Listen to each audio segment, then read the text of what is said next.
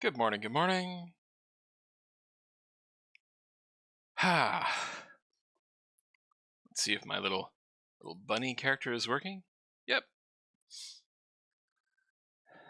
Morning, Cece. All right. It is Friday, the 3rd of February, 2023. It is extremely cold in Montreal today. We're talking like negative 25°C, which is enough to make our electrical companies say like, hey, maybe don't use a lot of electricity this morning because it's real cold out there. But I'm doing fine, and I hope everybody out there is doing well as well. And we are going to be looking at the games that came out on Steam yesterday. So we're looking at the games that came out on Thursday, the 2nd of February, 2023. Our first game, getting right into it, is a Bavarian tale. Oh, you want to challenge me right away, huh? A Bavarian tale, Totgeschwiegen. Yeah, I don't think I did bad on that one. Developed and published by Active Fungus Studios, on sale for $18.44, down from $20.49. Developer playthrough, so they're doing that. This is an interesting capsule. In a third-person RPG detective story, nice, set in Bavaria in 1866, a medical student, Valentin Schmidt, travels to, we're giving it a go, Wolpertshofen, when a sudden death causes turmoil in the village. Use your skills, find clues, and question the villagers to stop the murders. And we have about 60 reviews already, making me wonder, is this an early access thing? Nope. No, this is just doing very well. And if we go back and we look at the launch trailer, it's looking pretty nice. I'm guessing this is an Unreal Engine game, because the lighting looks very Unreal.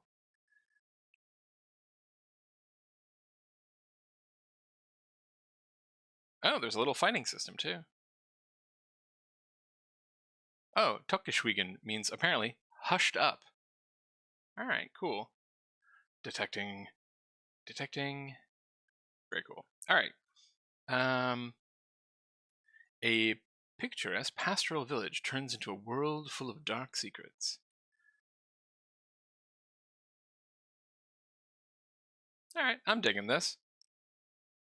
It's kind of weird how much fighting there is, though, for a detective game. Bavarian Disco Elysium, high praise.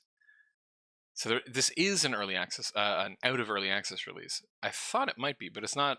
They don't have like a specific release for this one. And it looks like it was fairly recently. All the reviews are for January. All right, let's check the charts. Bunch of people playing right now. That's very nice. Someone streamed this on Twitch to about 1,000 people. Not bad. And they picked up about 1,000 followers. Not bad at all. 61 positive to 1 negative, an extremely high ratio there. And the store page went up on August 21st, 2021, I think. Yes. So, interesting. They already have about somewhere in the range of...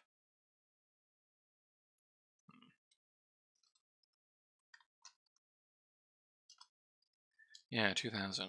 I thought that was accidental self-cam stuff behind the scenes stuff broadcasting the lower left, but it was just the Steam live streaming thing. Yes. Yeah.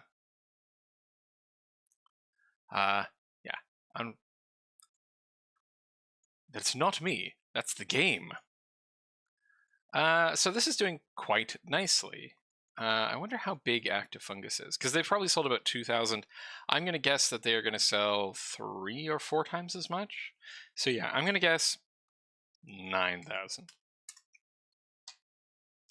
Going to show that if you make a detective game that looks really nice, it does quite well.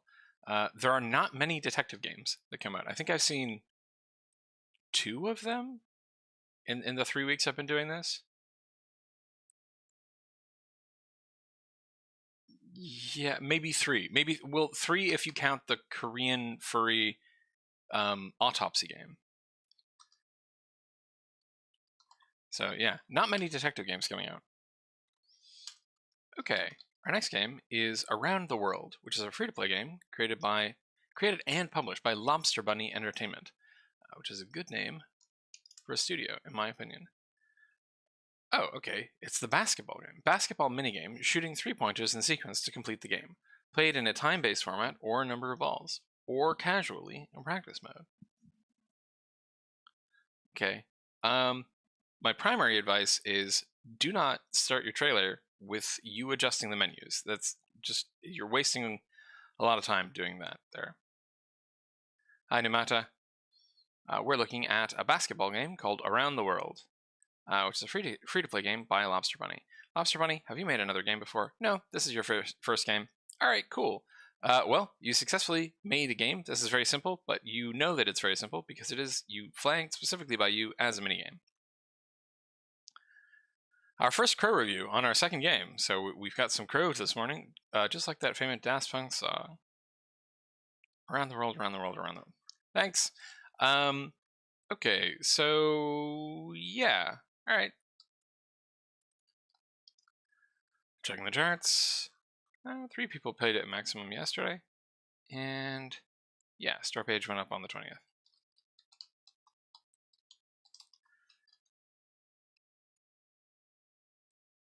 Picked up 5 followers in that time. And they got 1 positive review from Crow. So I'm going to guess they're going to probably sell this one to, or have about 40 people check this one out. Nice job, Lobster Bunny. You made a game. Moving on to Black Magic Gamebox, which is for sale for $6.49 now. Created by Elemental Studios and published by the same. The Black Magic Gamebox is a collection of games featuring the arcade game They Came from the Earth, again the sports game Bending Battles, and the RPG party game Mages and Monsters.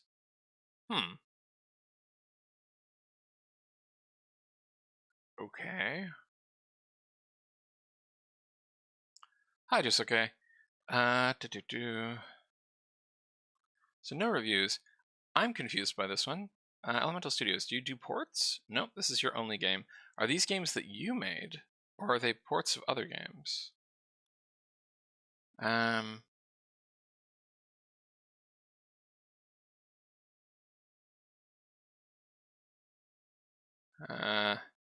Very, very long. Okay, so there is an RPG kind of element to this. It's a little ambiguous. Okay.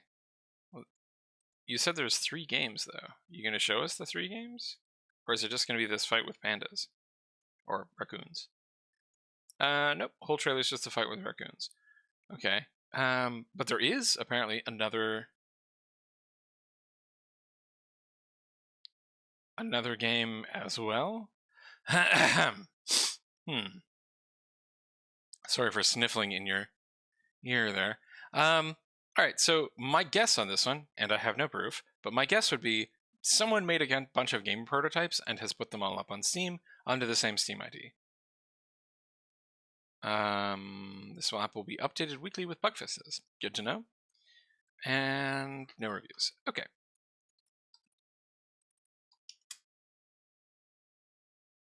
When did this start going up? Oh, okay. So it's been in progress for a while. November 20th, 2021.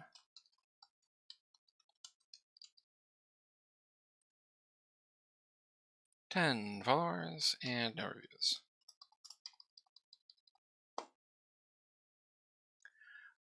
I feel ridiculous trying to offer advice to games like this because it's sort of like, clearly you're doing something else, right? Like you're doing this for a different reason than trying to make money. At least I hope so. Like to just have a game out on Steam, or I don't know the it's kind of hard to figure out the intent behind some of these games. I am going to guess 10, maybe? All right, moving on. To Breath of the Gods. On sale for $10.34, down from $11.49. developed by Valkyria Games and published by Aldorlia Games. Knowing the true potential of humanity, the true gods are fighting to preserve humankind. The war will be settled by two chosen ones, both sons of the gods, brothers in blood, enemies in the battlefield. Alright, sounds like a pretty dramatic story there. Okay, so we have an RPG Maker kind of game where you're finding chests in the woods.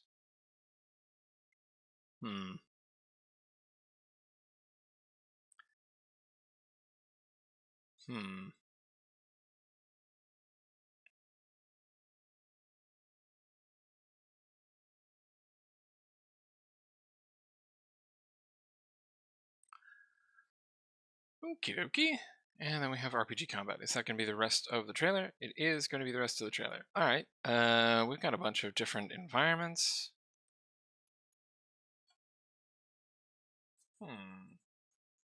Okay.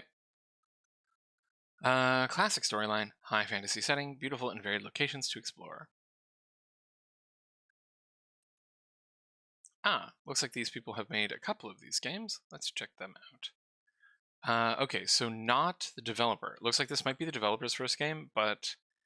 Oh, okay. So, if you remember way back when, on the 11th of January, actually, I think I might not have broadcast this one. I started doing this before I started broadcasting it for a couple of days. I think this one was before I started broadcasting, or maybe the very first day.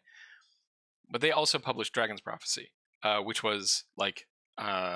which was a major heartbreaker, right? This was one where it was like tons and tons and tons of work has gone into this game, and not many sales have happened because like this one doesn't look bad. Like it looks like they've done some work on this one. Looks like a competently made RPG Maker kind of game. Clearly wrote a lot of stuff for it, but no hook, right? Why play this game and not another game? And that was the same for the Dragon Prophecy one, though possibly even more so because it was even more generic than this one. This one has at least the idea of like the two brothers fighting. So RPGs do tend to do pretty well on Steam, but they have to make the argument as to like why play this one and not another one, because they are generally pretty long, and people are hesitant to dive into them without a good reason. So unfortunately for this one, I think I'm going to guess 20. Yeah, I'll give them their followers, I think. I don't think it's going to get much reach beyond that. All right. Moving on to Bus Driving Sim 2022, or 22. Bus Driving Sim 22. On sale for $32.50. Developed and published by Overlook Software. This is now my 4th bus driving sim this month. Experience what it feels like to be a real bus driver. Simulator featuring realistic physics, a variety of bus models, city buses, electric buses, school buses, 3 distinct regions to explore, US, Germany, Brazil, and much more. Test your skills in career, drive in free ride, or play multiplayer. And a surprising number of reviews, 189 of them, though they are mixed. Okay, well, the lighting's pretty nice. Huh, interesting. The bus says bus sim. The last bus sim I saw also had a bus that said bus sim. I wonder if they're the same bus. This one has civilians walking around in the on the city streets. Not many of them, but a few. Accurate bus models. They do look very, very accurate. Okay. I'm interested to see what the mixed reviews say. Like I wonder what bus driving simulator fans are looking for. Like as if you're a fan of this genre, like what is the criteria for a good bus driving game? I don't like the quality. When I turn it up, it lags. Okay, maybe some optimization issues there. The controls are so clunky, especially coming from previous bus sims.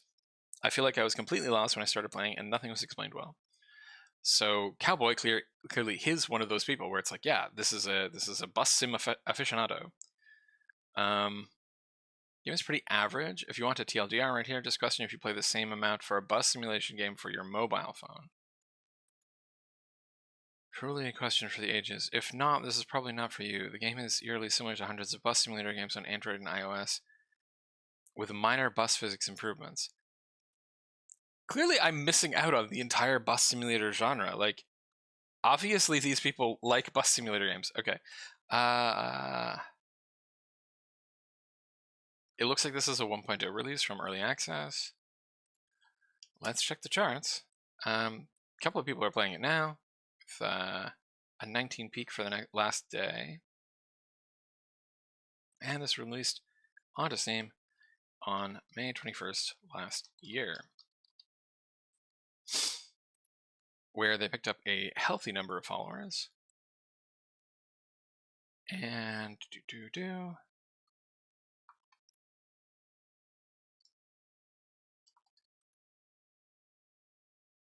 okay. Well, they've already sold about 6,000 copies of this at minimum, kind of. What am I gonna guess? I'm gonna give them 10,000. I think there is an entire, like, as much as you might expect, like, oh yeah, there's gonna be people who are. I think a Five Nights at Freddy's style first-person bus sim of having to divide your attention between driving and looking behind you at the kids causing trouble would do very well. I'd be surprised if that's not a thing already. I agree. That is actually really cool. Though you would need both game modes to like work, and I think bus simulators might be more difficult than they look. I don't know. Clearly, I am missing something with the bus simulator genre. But yeah, that's a cool idea. Where you have to like keep watch out what's going on behind you is a clever idea.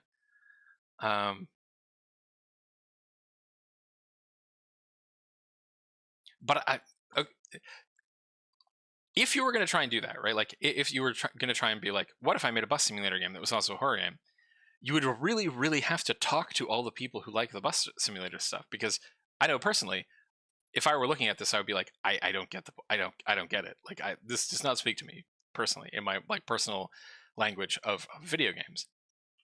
So you would have to go and A, play a bunch of them, and also B, like talk to all these people and be like, why do you like bus sims? Like, what are you getting out of this? Otherwise, you'd be like, they would be like, great bus simulator, stupid ghosts ruining my bus simulator, right? Like, you do something wrong. I think if you entered the bus simulator horror genre market without adequate market research. Moving on to Captain! Exclamation mark. On sale for $15.74, down from $17.49. Developed and published by Daniel Crandall. Our first named solo indie dev for today. You play as a pirate captain navigating the Caribbean to exploit all of its hidden plunder. As a captain, you can order those you command to do your dirty work for you, but don't be fooled. You will have to take matters into your own hands from time to time. Huh.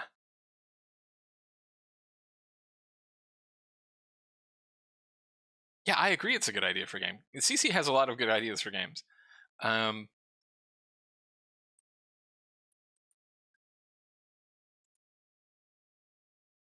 Okay. So we have a low poly art style. Is the glitchy logo intended? Which glitchy logo?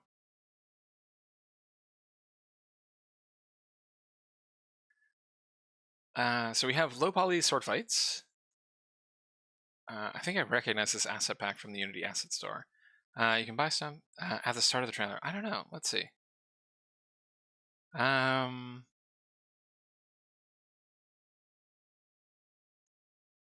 I don't think so. I think that may be unintentional.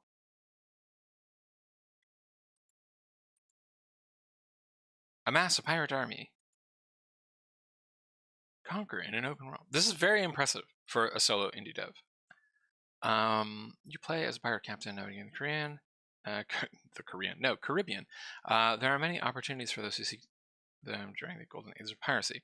Features an open world, character customization, ship combat, naval combat, questing, trading, treasure hunting, third-person combat, and bounty hunting. Impressive. However, only one negative review. Unfortunately, the first 20 minutes is not amazingly engaging and has some serious bugs. There's also no autosave, and getting your Blade Bros out on deck is very easy to accomplish. There might be a good game later on, but after having to restart the game twice and having the mouse disappear from the menu, I give up. So, Dan, you're probably going to have to fix the bugs for this person. But still, just having all of those features in a game must have taken a very, very long time. Alright, game went up on August 19th. And picked up 22 followers. So I don't think Dan told anyone about his game, unfortunately. So, what am I going to guess? 30, I think, for that one. Cinti Asset Store. Yeah. A lot of people use Cinti. I happen to think Cinti looks really good, so I would never mark someone down for using that asset pack.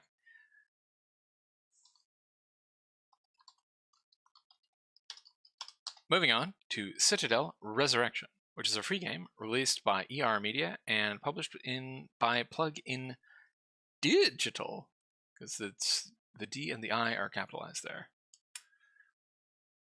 A collection of old-school retro Citadel games in the style of various systems releases in the early 1990s. Each game has its own unique look, sound, gameplay style, and feel, and yet they are all distinctly Citadel.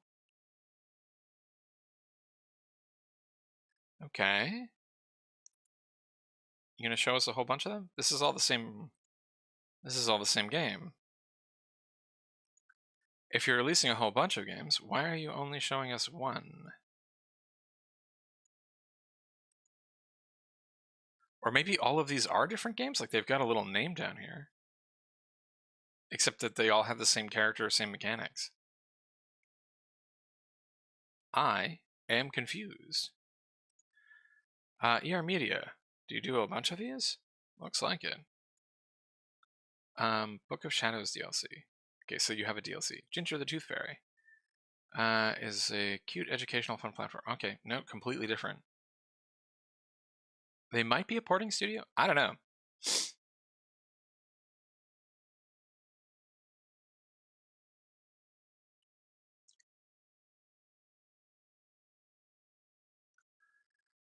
Huh. It's a collection of old school retro Citadel games. When I hear Citadel games, I think Games Workshop. I don't think whatever this is. So this is a port from a bunch of 1990s games? I don't know. Crow is here. You have 3 different games in one. Okay. How nice it is. It's like downloading DL site content by sorting by what? The platforming seems to be really picky, and the game reminds me of the barfy aesthetics of Dracula on the NES. I wouldn't go that far. It looks like pretty competent as far as like side-scrolling fighting games go. Let's check the charts.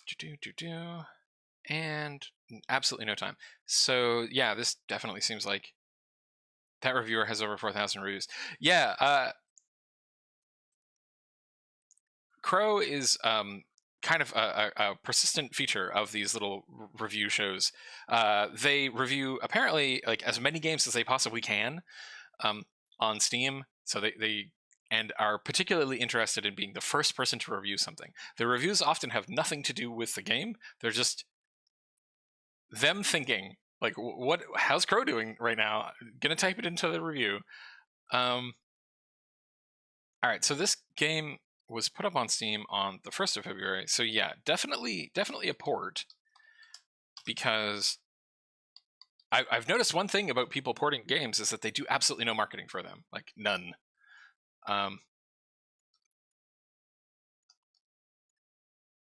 And one positive review from Crow. I don't know about this one. I think probably it is free, which is again really weird. Why are you porting something and making it free?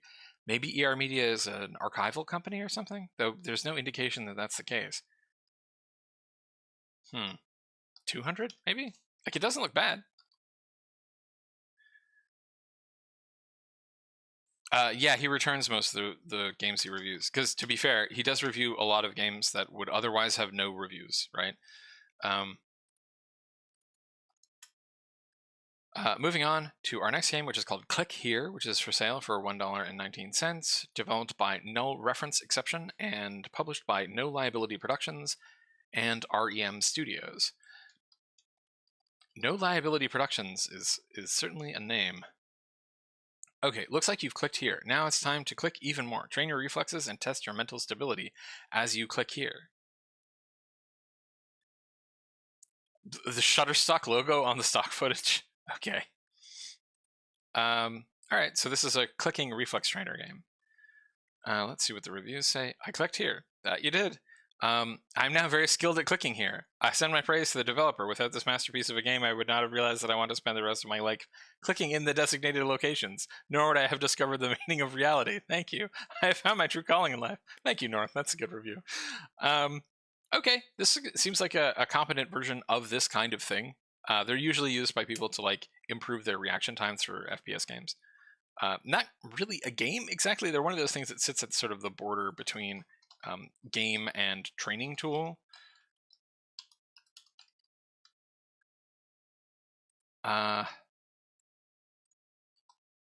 Three positive, no negatives, and they got 5 followers. So I'm going to guess maybe 50 people check this out.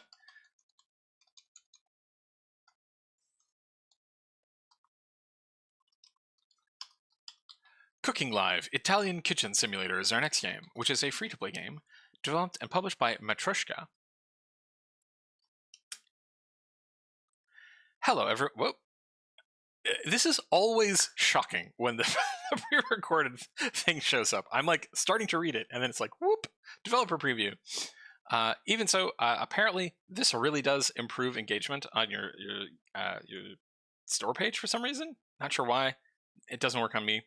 Anyway, hello everyone. My name is Jane, and I need your help. I travel around the world and create a blog about local restaurants and cuisine. I've seen how big corporations squeeze out talented local cooks and their restaurants. Let's take matters into our own hands and give them back their zest for life. Okay. Definitely getting mobile port vibes off of the art style. The art style is very, like, cute and colorful and appealing. It's a cooking game, so you are, like, matching people's orders. And it looks like they have a bunch of different, like, regional cuisine restaurants. Though, why are you working there if you're a blogger, Jane? I'm confused. Combines elements of business, time management, and cooking games. Progress through the plot step by step, and unlock new themed cafe shops and beautiful locations. Whether it's a pizzeria, bakery, or diner, every shop has their own unique taste and their own recipes and stories. Okay, so I think we're following Jane, but we are playing as the chefs, like the chefs of the restaurants that she's reviewing. Yeah, okay. So yeah, the gameplay is from the perspective of the people in the restaurants. No one reads these, so I'll just say that I'm gay. Pi, I think I've read like 15 of your reviews that are just the same thing. I'm glad you're gay, though. Like, good for you. Italian fast kitchen sim, very Italian and simulator-esque. 10 out of 10.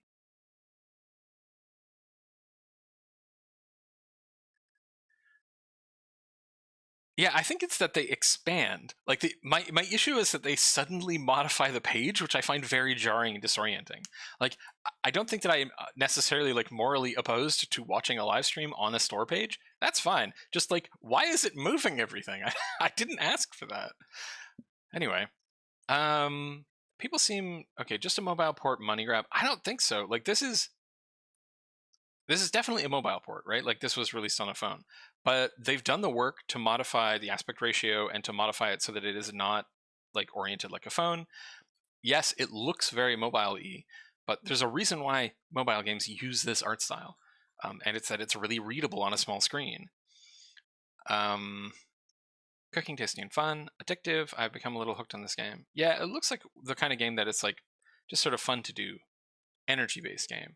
That's a bit not a big fan of that. Lazy part of a scummy mobile game. So if it is an energy-based game, which are the ones where you have to come back and either pay money or like wait to come back and play it again, that is kind of a bummer. bunch of people are playing it, though. Like, a lot of people are playing it. November 2nd, 2022. So, this is making me eat my words. You know how I said that a lot of the time people don't do any promotion for ports? Looks like these people did. And if I had to guess, it's working out for them.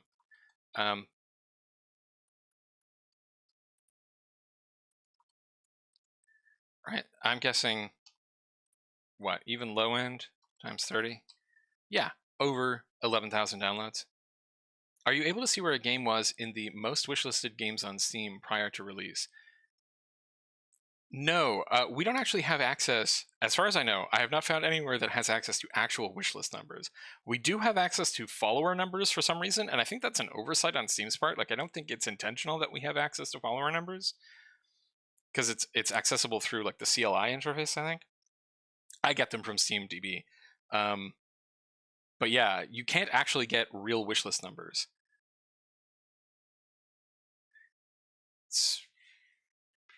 So, like, clearly this game is doing really well. It's free to play, which means that they are probably making money off of like energy purchases. Yeah, that's possible. What am I going to guess on this one? I'm going to guess 20,000, probably. Nice job, Matryoshka, though. Maybe find a better business model. I think people would pay to play this game without needing to pay for energy or something. Don't make games that are addictive. It's bad.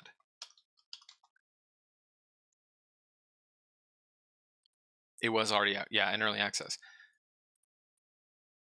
Crossroad of Worlds. Mystery Agency Collector's Edition is our next game, which is for sale for $17.99. Developed and published by Do Games Limited. It's time for another adventure! ! Immerse yourself in an amazing world of puzzles and riddles. Become a detective, solve cases, and help people all over the multiverse. So, we have another hidden object game. A multiversal detective hidden object game. Interesting. Okay, looks like they have some more formal puzzles than most hidden object games. Could be cool.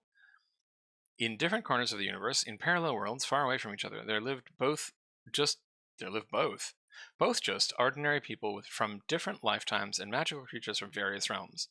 They all have their own unique stories and lives, and occasionally they face difficult challenges along the way. Your uncle, Rodrigue, was always busy traveling around and helping them as much as he could, and now it is time for you to take his place. Okay. Please fix bug, can't progress. Game itself is fun to play. Okay, so I think this is probably the other kind of port. Crossroads of Worlds Mystery Agency Collector's Edition. Yeah, so it is a mobile port. Alright, so this is the other kind of port, where they don't do any promotion. Do you factor in how many non-early access reviews the game has gotten in the first 24 hours of a 1.0 release? I do, because I basically consider early access release to be a full release. And my estimates are basically like, kind of my estimates are very fuzzy. I'm mostly just making stuff up. And the number I write down, though, is what I expect to come back to see when I check in a month later. So not necessarily like full lifetime reviews or full lifetime sales, but kind of like what I expect to happen in the first month, where the bulk of sales will happen. To December 9th.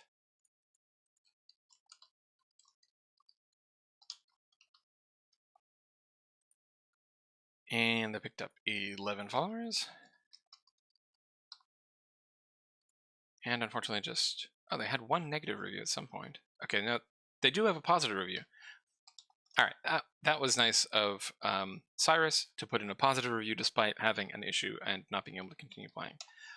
What am I going to guess? I'm going to guess 200 on this. That tends to be what I guess for hidden object games, though this one looks like more elaborate than most of them. However, did not do any marketing, despite being out for 55 days.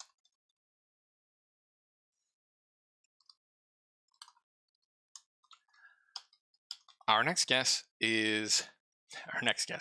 game is Deadly Broadcast, which is for sale for $8.99, developed and published by IDIOTIC Games. Deadly Broadcast is a co-op horror and survival game that can be played with 1 to 4 players.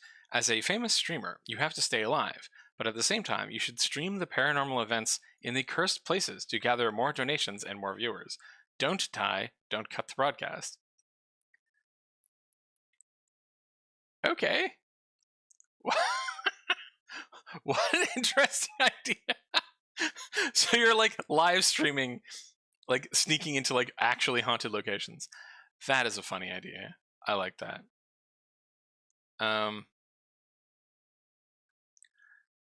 Lenses are set, batteries are full, so let the streaming begin. You can dress up your cute streamer girl in different funny outfits. The monsters are fairly generic, but they don't look bad. Realistic graphics. Yeah, not a bad looking game. Game feels very repetitive, bad gameplay loop, and my PC can cook eggs right now. So they may have an optimization issue. And also, part of the problem with doing any kind of multiplayer horror game, I think I've seen streamer XQC play this. That would make sense. It does seem like a game that like people would play on stream.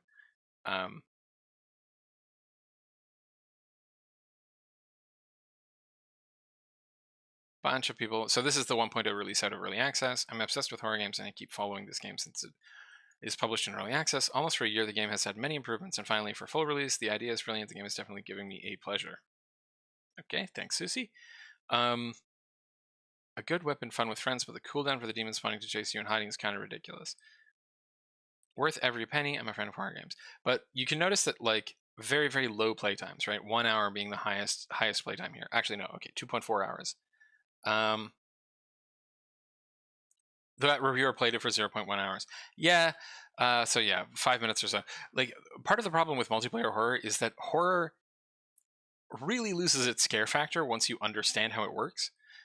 So most multiplayer horror games have very short lifespans because people will play them, figure out how they work, and then the primary attraction to them falls off really fast. A bunch of people are playing it though.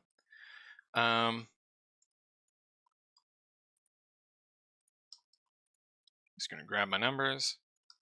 Like, this game did not do badly, but I just don't think that it is going to have a particularly long tail. Actually, we can probably see player numbers if I zoom out a bunch. Come on. Yeah, so you can see that they had a big spike in January. I wonder when it actually came out on mobile. Okay. Came out probably in early access here, and I can't get that information on Steam.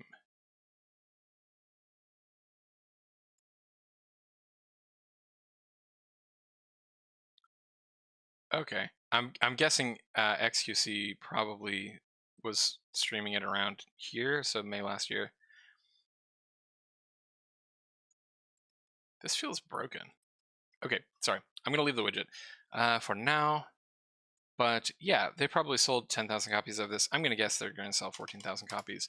I don't think they'll get a huge bump from releasing, but I don't think they're going to do badly off of this one.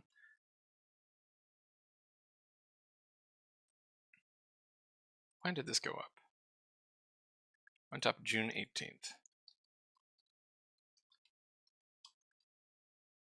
Oh no, that's July. June is the 6th month. There we go. All right, moving on to Delirium. For sale for $19.49, developed by Blackgate Studio and published by Gameranes. Solve puzzles and explore Lola and Danny's delirious house. Oops, that's not what I wanted. Digging the art style. I think the art style is very cute. Strong gamer feels here, but what is the game? Is this a 3D adventure game? Kind of looks like that.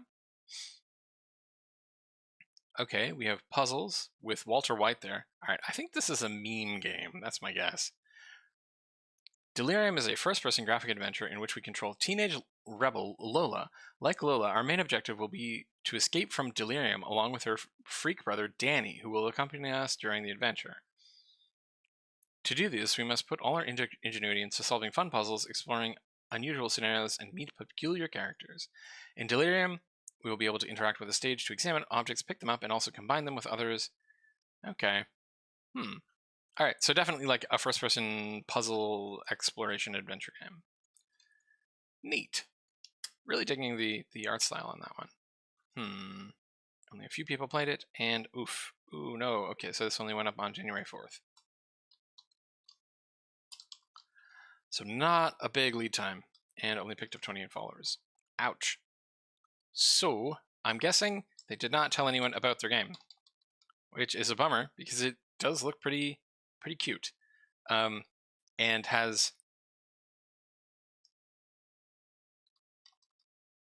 I think, enough appeal that, like, had they been pushing it on social media and stuff, they would have seen some more success. So that's a bit of a bummer. As it stands, I'm going to probably just give them their followers. I think I'm going to put 40. I would not be surprised to come back and see one review for this, but I would be surprised to see a ton.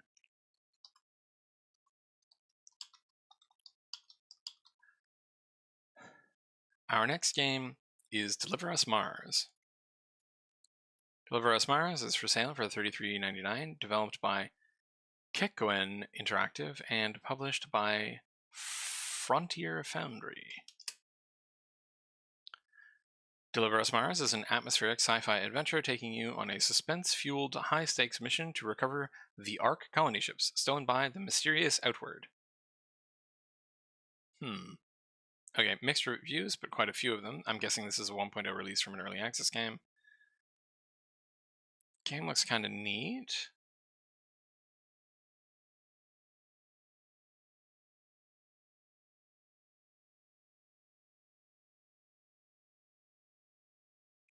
Okay, getting into a rocket. But all this looks like cinematics. What is the actual game? Okay, so we've got climbing. Looks like maybe we're driving a thing.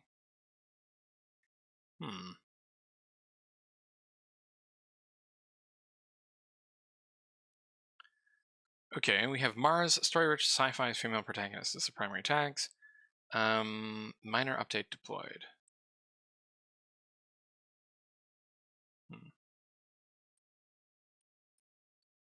Okay, this is a sequel to another game called Deliver Us Moon. 10 years after the Fortuna mission, humanity is close to the number 2 extinction. After a mysterious distress call from Mars, Earth's youngest astronaut, Kathy Johnson, joins Zephyr and its crew on one last mission to...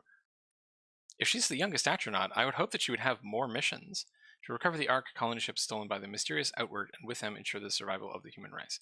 Okay, so we've got 3D platforming and picking stuff up. Alright, neat. This looks cool. Not recommended, though. A lot of negative reviews. Not a bad game, but the graphics leave a lot to be desired. Interesting.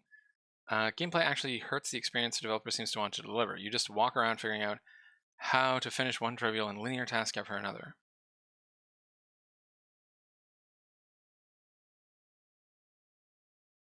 Some technical problems. Game runs terribly. Has no possible for Xerti key bindings and frankly looks terrible. I don't know, I thought it looked pretty good, but not being able to rebind keys is a big problem. You really got to do that if you're releasing on PC. Very strong story-based game and very good sequel, improving on the original at every area. How did the previous game do? Deliver Us the Moon, that came out 4 years ago, and it did extremely well. I hadn't heard of that one. Okay. Let's check their charts. Come on now.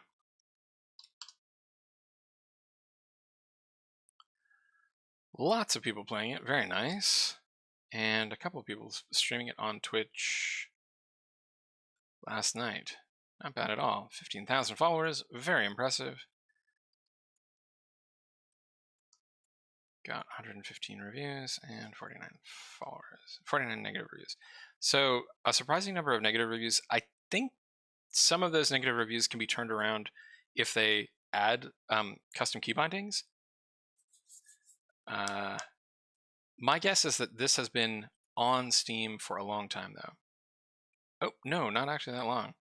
That is very surprising. I was expecting that they put this up immediately after they released their first game, like in 2019, but nope. It was March 26, 2022. So, what am I going to give them? Yeah, extremely good followers per day, so fantastic marketing on this one. The mixed reviews are going to snag them, though. Still, I'm going to give them 22,000. That's my guess. I guess they fill out their followers and then some. Because despite what some of the reviews said, it does look really polished. Alright, moving on. Dungeon Shooter Dark Temple is our next game. For sale for $7.79, down from $12.99, developed and published by I Am Crazy.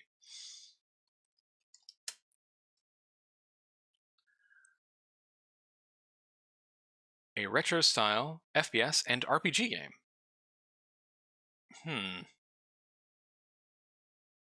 Okay.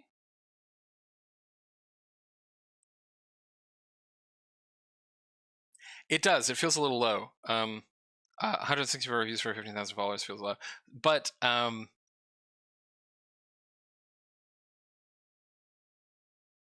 remember, because of when games get released, I'm getting them not like exactly at 24 hours, right?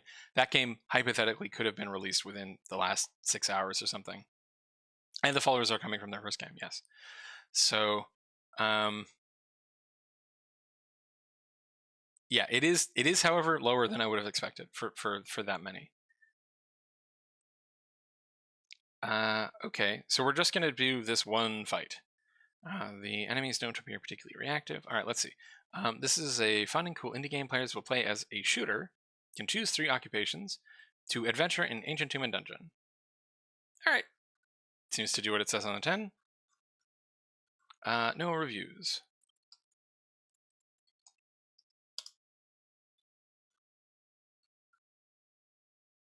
Okay, put up on sale on January 11th. 9 followers and no reviews. So, what am I going to guess for this one? I'm going to guess 40, maybe? No, I think 20 for that one. Best of luck, I'm crazy. Moving on.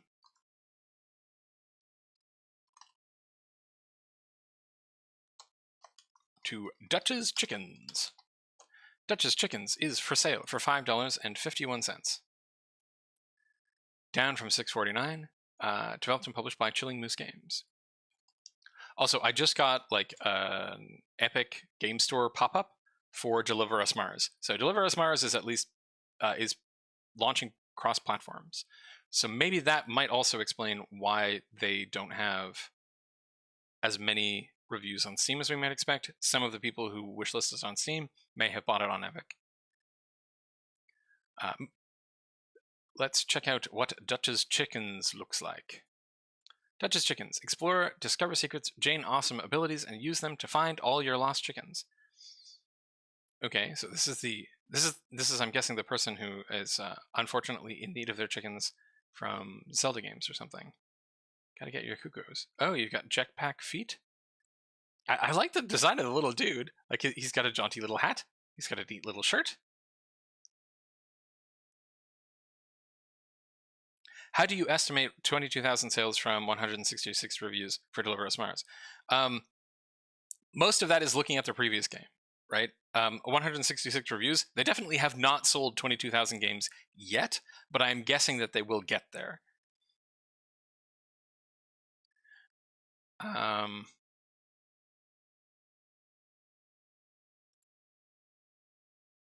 Okay. Okay. Looks like a fairly competent little explorer platformer. Okay, no reviews. Mega Boots.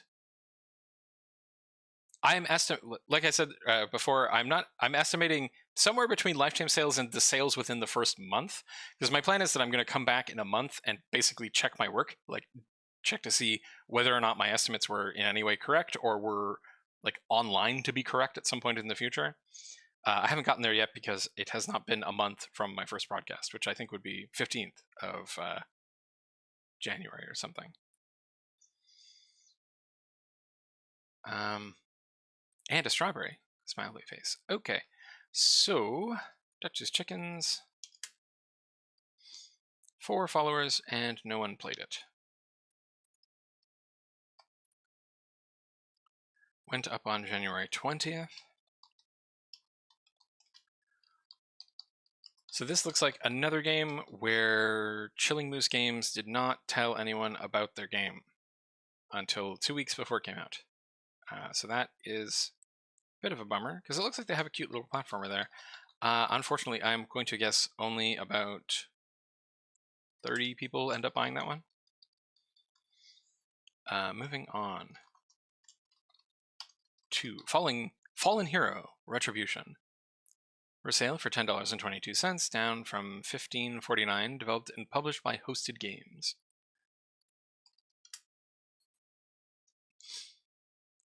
Okay, Hosted Games. So you're a villain now. Let's see if you survive the experience.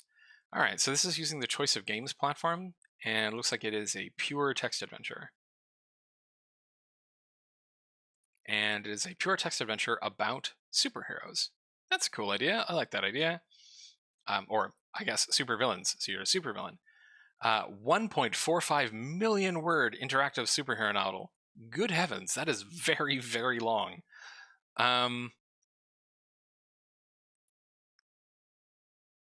Okay, so there's relationships. You can be a thief, run a mob, or dabble in politics. Delve deeper into the underworld.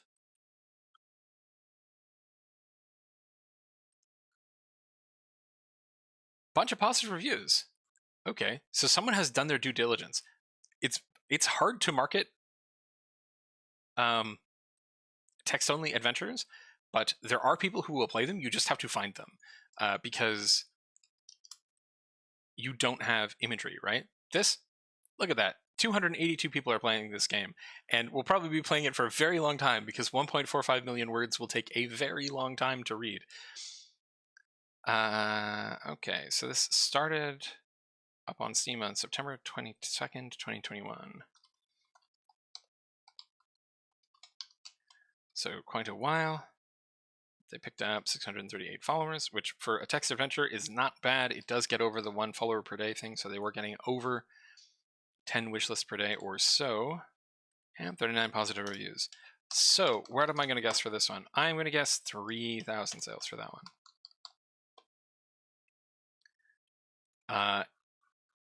Yeah. Extremely impressive, Malin Ryden. That is a lot of words to write and a very, very long game to make. Okay. Yep. Very impressed. Moving on to Fliese. For sale for $2.33, down from $2.59, developed and published by El Lamaz, or El Lamaz, or LL Amaze. Not sure how to pronounce that one. Fliese is a minimal logic puzzle game.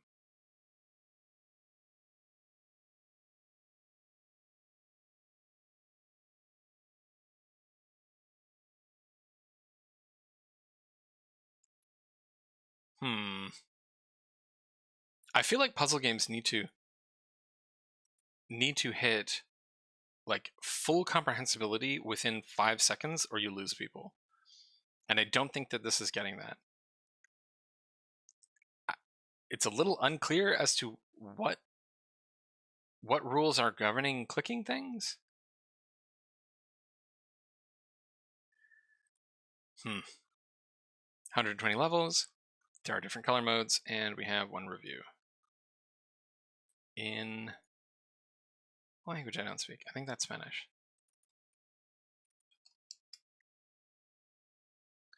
A couple of people are playing it. This looks like a very competently made puzzle game and looks like it might be a really fun puzzle to play. But in terms of getting a lot of sales, it's gonna have trouble because you have that comprehensibility gap with any kind of abstract puzzle game. It just seems like a puzzle minigame in an adventure game that I would randomly spam until I solve it. Not necessarily. Yeah, like, yeah.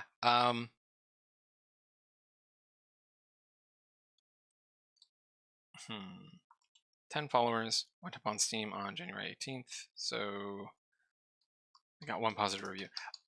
I bet it's really fun. Like, most puzzle games that I see are like, okay, yeah, there's some cool little stuff here. It's just that they're hard to pitch, right? Because people have to understand what you're doing to be able to like see your puzzle and go like, ooh, I want to solve that. I want to do that thing. That's the emotion that you need to get for puzzle games, especially abstract ones where there's nothing else except the mechanics. I'm gonna guess 50 because it does look really polished. Like it looks like a very refined version of itself.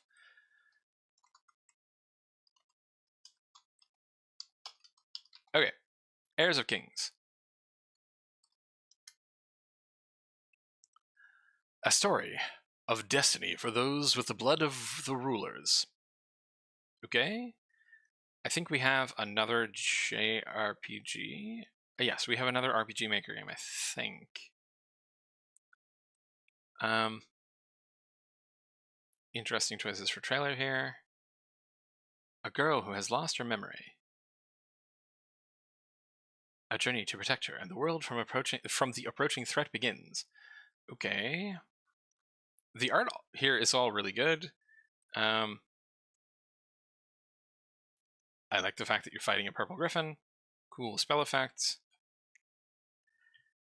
But again, I look at this and I go, all right, I have seen Save the World games. I have seen games where you protect a princess. Why do I want to play this game? Okay, looks like they have a sort of sphere grid for character upgrades. That's kind of cool.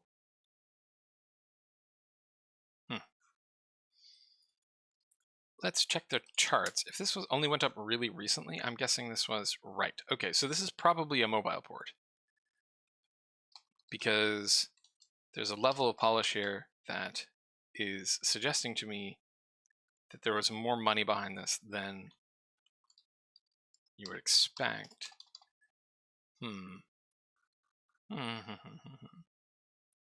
Let's just do a quick Google search and see. Heirs of Kings.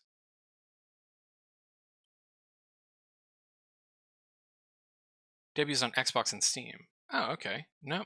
No, it was on Google Play.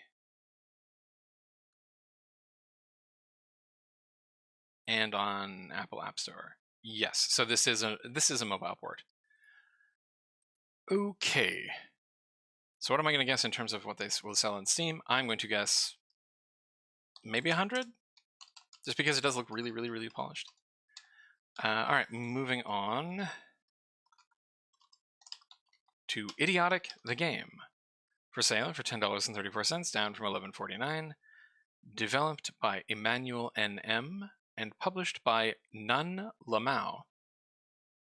Alright, I think Emmanuel may have made this game on their own. That's just a guess. Let's see what it is. Switch between alternate dimensions at will in this fast-paced, single-player FPS game. Wreak chaos and improve your character as you move at breakneck speed. Okay, so we have wall running and dimension hopping. That's kind of cool. That person had a red barrel as a head. I like the snap to change dimensions. That's very stylish.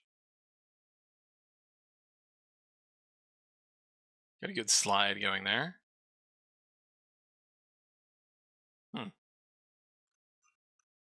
14 mostly positive reviews. Imagine Titanfall if Titanfall smoked crack. Great game, 10 out of 10. Nice. No chickens. Early access review. Sad face. Well,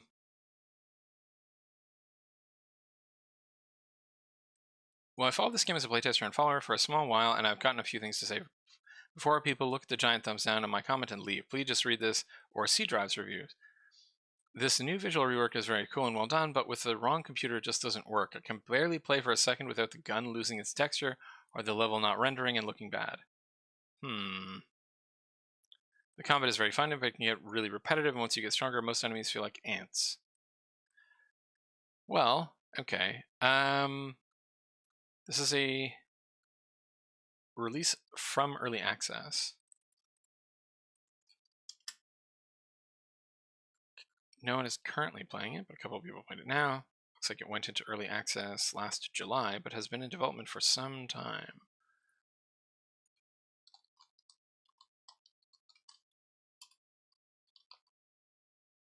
How long? Oh no, that was 2021.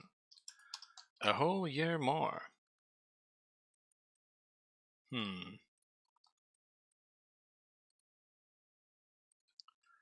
Okay, so if they only picked up this many reviews in the last...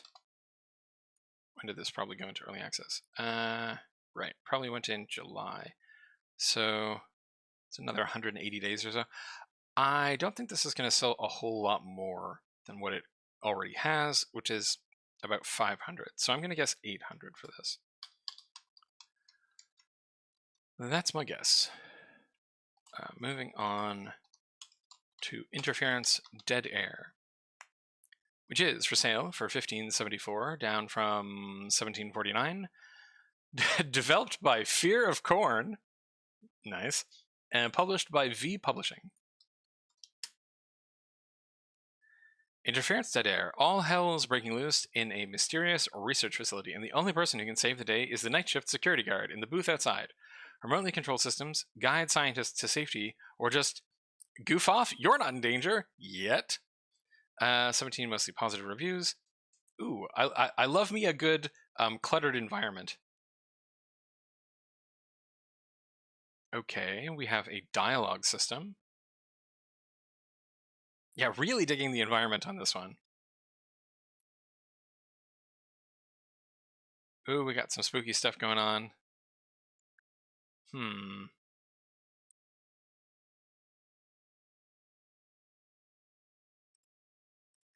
Okay, so this is a sort of semi-comedy short-form horror game. Okay, I'm really digging this one, and I think that some other people are responding to it. I'm losing my capacity to speak again. I'm gonna have to take a drink in a second. They have a Discord, very nice. The only thing they're missing here is that intrusive developer playthrough pop-in. Available now. Be resourceful. Goof off. Saving the day is overrated. Using the other security guards to stock the booth to bursting with distractions and snacks. There's a pigeon you can talk to. I approve. A bunch of negative reviews here. Lots of potential, but completely fails to deliver anything fun or meaningful. It's great and epically epic. Played for 3 hours. Full disclosure, I am friends with several of the people who made this game. However, I genuinely enjoyed my time with the game. Played for 2.5 hours. Left me with a very sour taste. Played for 4 hours. The concept it introduces is really cool. The way the setting is set up lends itself to some excellent storytelling, and while that is somewhat how exploited, I feel like it wasn't done to its maximum potential. There are so many mechanics that the devs could have used to further emphasize what was going on. So many more things the player could have discovered that would expand on the lore and what is happening, or even have an effect on the character. So, well, these are negative reviews. I feel like the developers, like, if you get negative reviews like this, you're going to get negative reviews. But if you get negative reviews like this, where they're like, I want more, I wish there was more stuff, please give me more of your lore. It's not great, because it's like you do have dissatisfied customers. But in comparison to the game doesn't work or this sucks, I hate it, these are the positive negative reviews. These are the people that are like, you got me, I wanted to like this game, and I played it for 4 hours. Please tweak it in a way to make it like better. Those are great.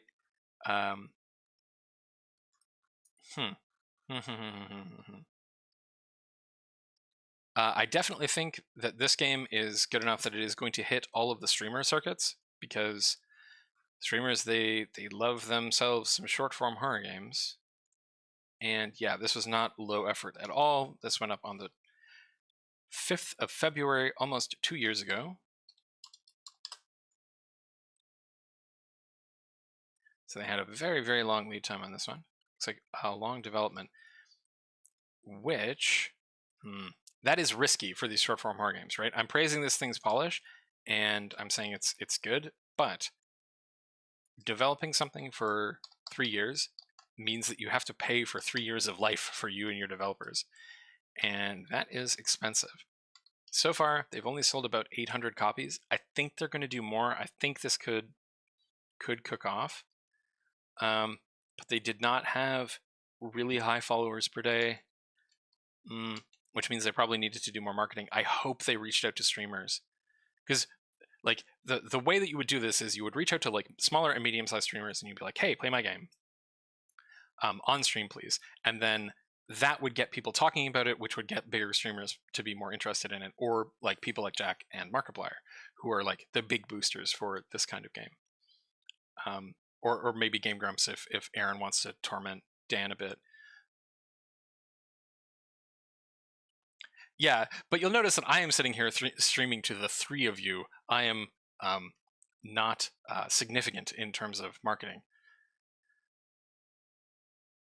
Okay, what am I going to guess for this one? Right now, they've sold just over 600 or so, so I am going to guess... I'm going to guess that they do this. I'm going to be hopeful, because I do think that this one is pretty cool. I'm going to guess 5,000, but that is just a guess, right? If they don't get any traction with anyone, if they do not get a boost from someone who has a very, very large number of eyeballs to look at things with, they're probably only looking at maybe about 1,000 sales, like roughly their follower numbers. But I think they're going to do it. I think that someone is going to pick this up and put a bunch of eyeballs on them. So I wish you best of luck, Fear of Corn, and I'm interested to see what you do next. Though maybe don't spend 3 years on it. 3 years is a very, very long time.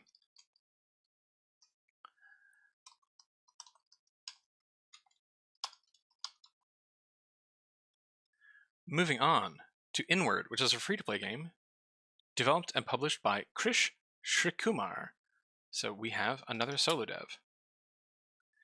Create a beautiful sanctuary and nurture your mental well-being through mindfulness and journaling practices. Embark on an inner journey of self-discovery and create a sanctuary that reflects your journey. Huh. Okay. So this is like...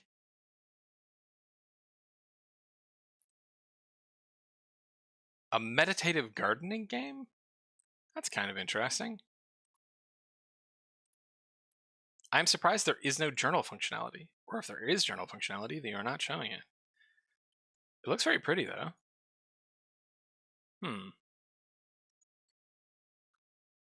In early access. Maybe they'll add journaling later. A spiritual successor to Plane, the meditation game. I am surprised that this is not in VR. I would really expect like this to be a game that would show up in VR. A game about meditation. Krish Shakumar, where can I meditate in upstate New York? You can meditate in this game. That's the whole point.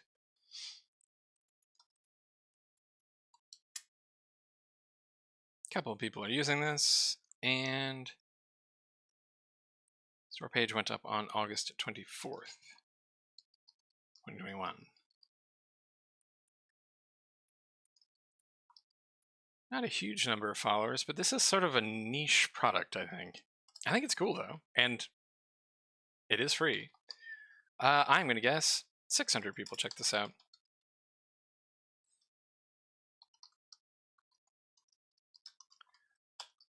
Though I think that we will always get some weird numbers on this one because, like hentai, people probably won't review meditation games, right? It's a different audience to normal video games. All right, moving on to Karvan, which is for sale for $12.39, down from $15.49, developed and published by Jules Marais, or Moret, depending on whether or not Jules is French. Karvan is a tactical roguelite game. A gigantic tree grew a few years ago. Many are exploring it and exploiting the incredible resources that grow there. Be the first to send a caravan all the way up or die trying. Okay, that is not the kind of gameplay I was expecting. What are we looking at here? Okay, this makes more sense. I do like the dust explosions when things get built. That's very cool. Interesting clash of styles, though, right? We have realistic-looking trees, like simple but realistic-looking trees, and then inside the town we also have trees, but they are low poly trees. Face waves of enemies. What? Okay, I do like the idea of having little sprites in 3D. I think that's very cool. But I am very confused by what's going on here. Is this a city builder? It's an expedition game, I guess, but you're also building a city, maybe?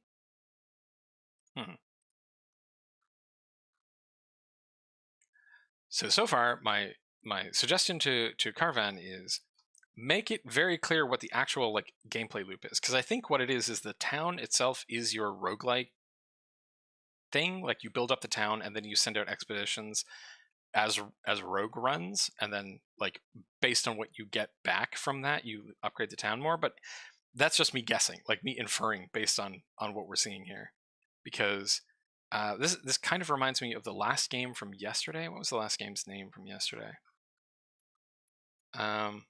Zenteni, which was a game where it was like someone had just put an enormous amount of work into it, and every single screen that they showed was completely different because they had like so many mechanics. Okay, so this went up on October 21st, 2021. Wrong sheet. October 21st, 2021. And only 22 followers.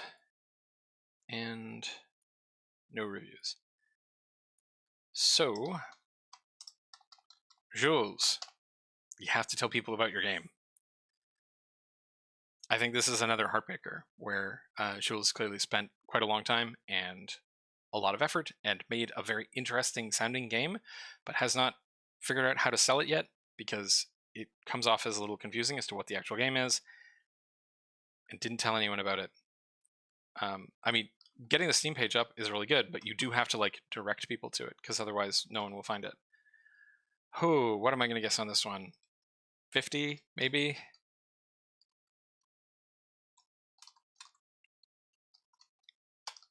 All right.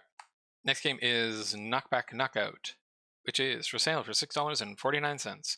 Developed and published by 2GT. Knockback Knockout is a 2D online party game for 2 to 6 players. Okay, what are we looking at? No elevators, jetpacks. There's only one way to move. Shooting your gun. Using completely plausible recoil physics. Okay. Are we all this same little guy in a hoodie? Like the same red hoodie? Compete in a party of 2 of 6. Okay. That didn't look like a competition. So only now are we getting like actual combat gameplay, and that was very, very brief. So,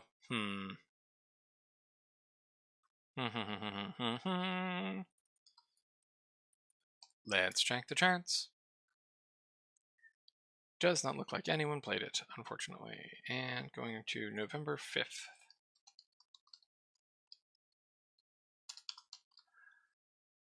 So, in this case, I do think that the capsule is probably not helping. This does not really explain what your game is at all. So if I looked at this, what would I think? I think I would think board game based on this. It's a little vague, but yeah, looking at this with the crown and everything, I think board game, which is probably not what you want to think. Also, I think in the trailer, you have to show people like doing the primary thing, like fighting and competing, because we only get like maybe 3 seconds of that in the whole trailer, which is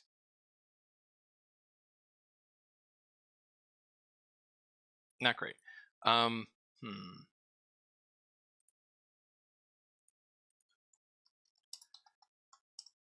What do I guess for this one? I really do think that the capsule is kind of the source of the problems, and then the trailer is the secondary one. 5 maybe.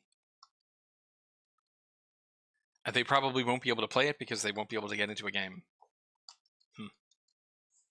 All right, that is a bummer. Moving on to Monster Tower Quest, which is a free-to-play game developed and published by Wyatt Grant. I think we have another solo dev. You play as a hero on a quest to reach the top of a mysterious tower filled with powerful monsters. To reach the top of a mysterious tower-filled powerful monsters. Okay.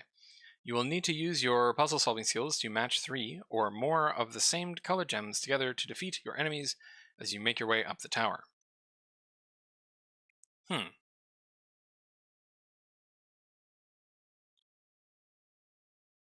Okay.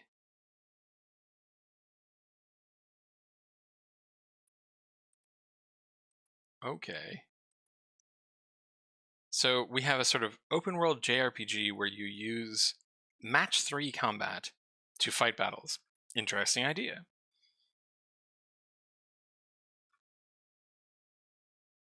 Looks like it's fairly short. Looks like they reached the top floor in 2.5 hours. Meh. Needs mouse, not keyboard. Also not sure what I'm doing. Maybe a tutorial. Tutorials are important. And they did try for half an hour. This is not someone who played for 5 minutes and then stopped. Really enjoyed the music. Also how intuitive it is to learn without a tutorial. Interesting. Conflicting information there. The look and feel of the game is excellent and a great time killer if you're looking for some casual Bejeweled Candy Crush fun, with more complex ARPG elements in it. I'm excited to see where this goes in the future updates, but you only played for 15 minutes.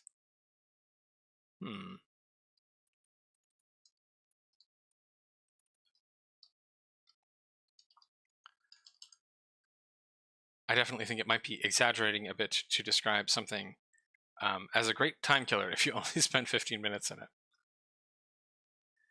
Alright, went up on January 19th.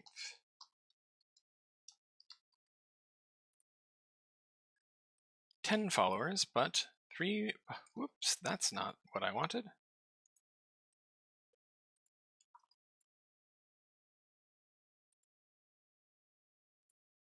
And they got 3 positive and 1 negative review. What am I going to guess for this one? I'm going to guess 300? That would be my guess for this one. It is free. So if you want to check it out and tell me how it is, go right ahead. Good job, Wyatt Grant. That is actually a very impressive game for a single developer. So feel good about yourself. You did a good job. All right, moving on to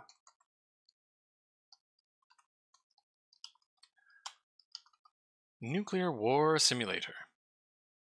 For sale for $33.99, developed by Bitmirror and published by Slytherin Limited.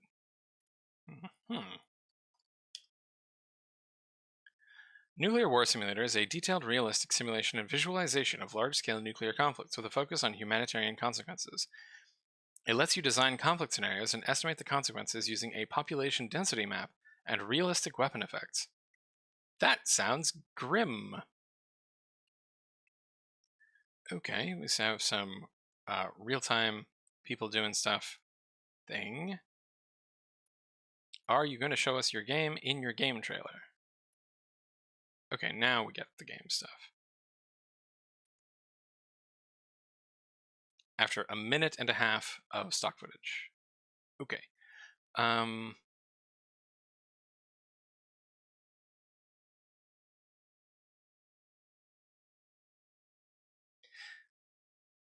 Interesting. And distressing.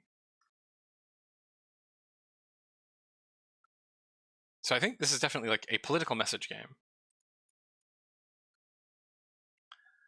Which I think most people are going to agree on. Nukes. Not great. Don't want to experience one. We have mixed reviews. We have quite a few reviews, but we have mixed reviews. I wonder if this is coming out of early access. No, none of these are early access. So these all came in the last 24 hours. I was really waiting for this game, and I had a lot of hope for it, but when I tried it, it was nothing special. If your country doesn't have nuclear bombs, you can't even plant them. And if you want to plant them yourself, you can't. If you can, then they are not good. What? I explained how I thought it would be like DEFCON or even better, but it is expensive version of a nuke map. If I had a button between like and dislike, I would give it. I'm really sorry. All right. I've waited for something like this since I was a kid watching war games. The devs created something that I wished I could have created years ago. That said, it is a tool, not a game. So it does feel like there isn't... It's more like a simulation tool than a game. All right, that makes sense. What a piece of garbage. I will not ask for a refund, so maybe they can use the money to hire a UI designer. First impressions are positive. I run simulators of all kinds to help determine how conflicts might play out. This is a good addition to a growing collection. Something light enough to enjoy on a short work break. They did go back to it. They played it for about 10 minutes, wrote the review, then went back. One of the best simulators. Seems like it might be kind of complicated and need a walkthrough. Gonna check your charts. A bunch of people are playing it now, though. That's kind of cool. All right, this went up June 12th, 2021.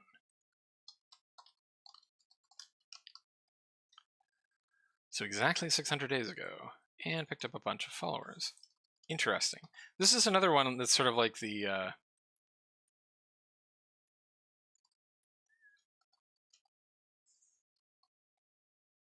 my brain is glitching. There's a word I'm trying to say and it's not coming out. Bus. This reminds me of the bus simulator thing, where it's like very, very high follower per day count for something that I'm very confused as to why you would want to play it. Not that it's bad. It looks like a good version of this thing, but it's like, what is this thing? The incentive to play it is entirely confusing to me. I'm going to guess that they will sell probably 4,000 copies on this. Very, very low transfer from follower to review, like only 0.1 compared to Monster Tower Quest, which was at 0.4 rather than 0.01. But even so, I do think that this one will probably have... what am I going to guess? It's real low, though. They're just barely getting to 1,000. 3,000? 3,000 seems more likely to me. Okay.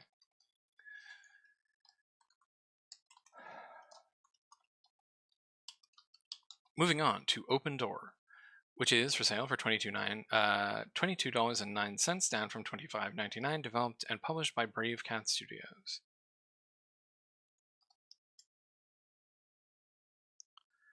A scientific experiment in which no one survives. Whoops-a-daisy. That's not what I wanted. First-person survival horror game made by one person in the role of a random person who is trapped in an experiment. Try to get out and find out what is happening in this abandoned place. Okay. Well, very impressive for a game made by a single developer. I'm gonna cough. 1 second.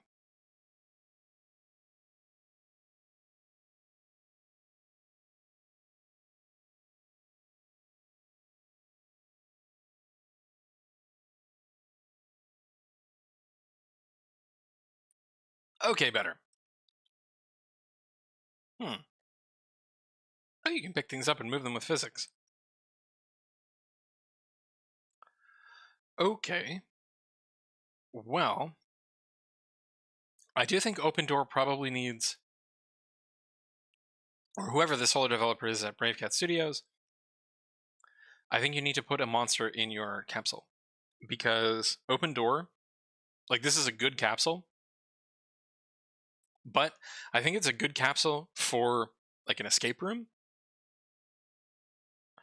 Because like the name, the title image, like the use of the door as a D is really cool here, but it is not selling me this is a survival horror game, like a survival horror flashlight game. It is selling me on like maybe an escape room. So I think there is an overlap between like survival horror and escape room people, but it's maybe not as big as you might think. 1 sec.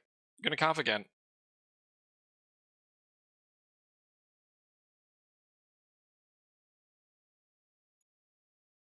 Okay. So it looks like you're solving environmental puzzles, sometimes physics puzzles, and you're being chased by some sort of weird ghost monster thing. The ghost monster looks cool. Like I like the sort of glitchy effect over it when you're near it. There are 3 reviews in languages I don't speak, but they're all positive. This does look really well made, so again, take a bow. You made a really polished looking game. Store page went up on August 23rd.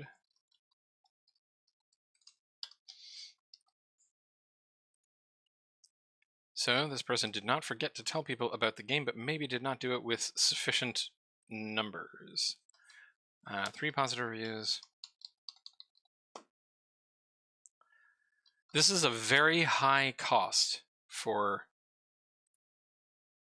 This feels like a trailer for a game, gameplay framework that other developers could use to make their own whole games. All the gameplay and interactions look really good. Yeah, they did. Right, like opening things and stuff made it look pretty cool.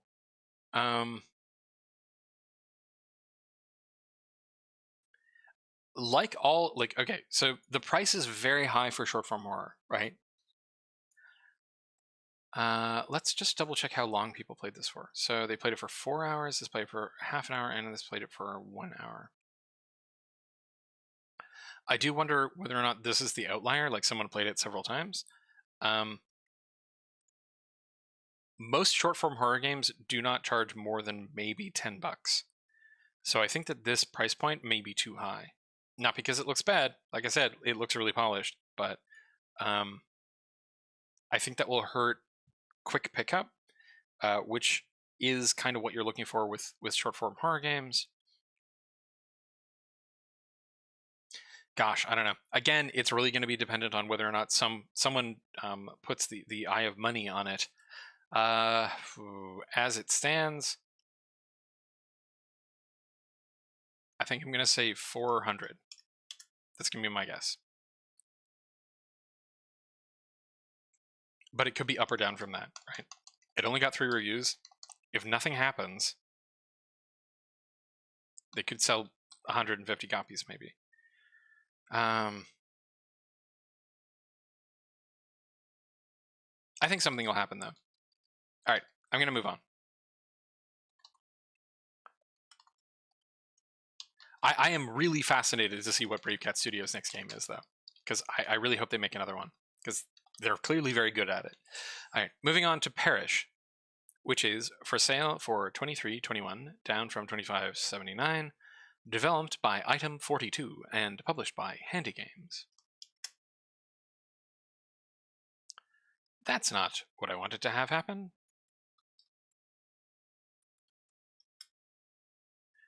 Perish. Hello, developer playthrough. Perish is a stylish 1 to 4 player FPS with a cross to bear. Interesting choice of phrasing there. Slay hordes of creatures on the black sands of purgatory, and sell their gold-stained corpses to craven priests. Kill magnificent bosses and use the proceeds to gain entrance to Elysium, a place of cosmic revelations. Alright, we're mixing mythologies here. That's fine, but kind of weird. Let's see, is this a first version? Okay, hey, it's available on Steam Deck. That's pretty important these days. Bunch of reviews. Perish is a solid FPS roguelite with tons of replayability, often giving off a Doom vibe.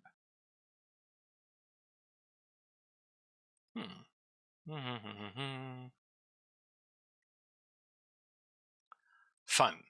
Cool. I tried to like the game, and the core concept is great, really fun game, but first, the constant enemy spawning to the point they spawn right behind you or even right in front of you feels really weird. Like the enemies don't come at you, they just materialize right there, so keeping a defensible position is pointless because they spawn all around you. Second, in almost 2 hours game time, I ran into several bugs and glitches that shouldn't be there in a fully released game, like players spawning on top of each other and getting stuck after spawning back in the Pantheon. Basically the same run after the same run, no real difference. God. So we have fun and God. Neat. The game is challenging in a way that, to me, is entertaining. The lore is fun, the combat isn't perfect, but is manageable, and the core gameplay loop keeps me coming back. Obviously. Yes, this person played 26 hours. So, wow, 26 hours in the last day? That's a lot. Okay, posted 3rd February. Yikes. Fun-ass roguelike game that takes quite a lot from Doom and Dark Messiah. Okay, gamers are mean. So the people who like this game play a lot of it. Bunch of people playing it. Very nice. And lots of followers. So 90 positive reviews to 45 negative reviews. And where did you go up on Steam? Some time ago, June 12th, 2020. Not a bad followers per day at all. What am I going to guess for this one? They have already sold somewhere in the range of 4,000. So I'm going to guess they get to double that, because I think that Steam gives them a push because they've sold so many in the last little while. I'm going to guess 8,000 for them. Moving on to Pretty Dinosaur Adventures of Ancient Earth VR. For sale for $2.33, down from $3.89. Developed and published by Rocky Studios.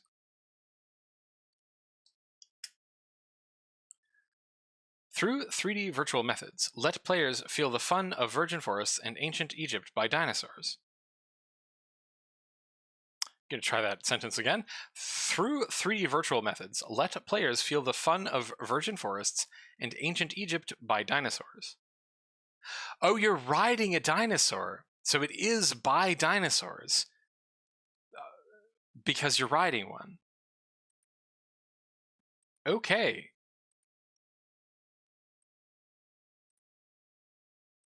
Wild. All right. Dinosaur riding VR game. Sure. Why not?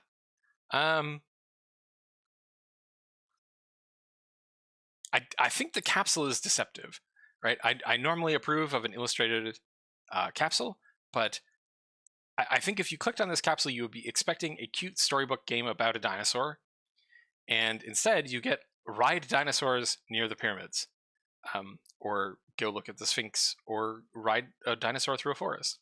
So I think this is a capsule mismatch, and possibly a title mismatch. Pretty Dinosaur Adventures of Ancient Earth is not indicative of what this game actually is. Looks like nobody played it. Went up on January 16th. Got 3 followers. And no reviews. So, what am I going to guess for this one? 20, maybe? Yep, that's my guess.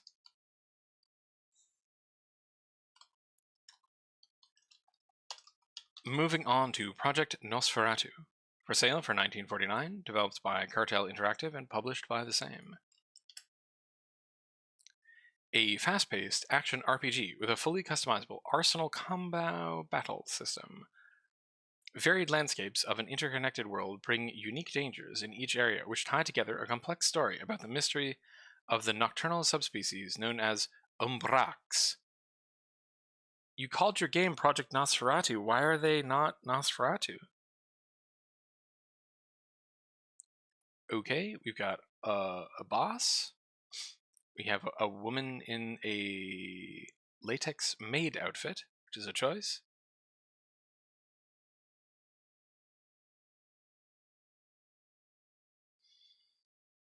A lot going on here.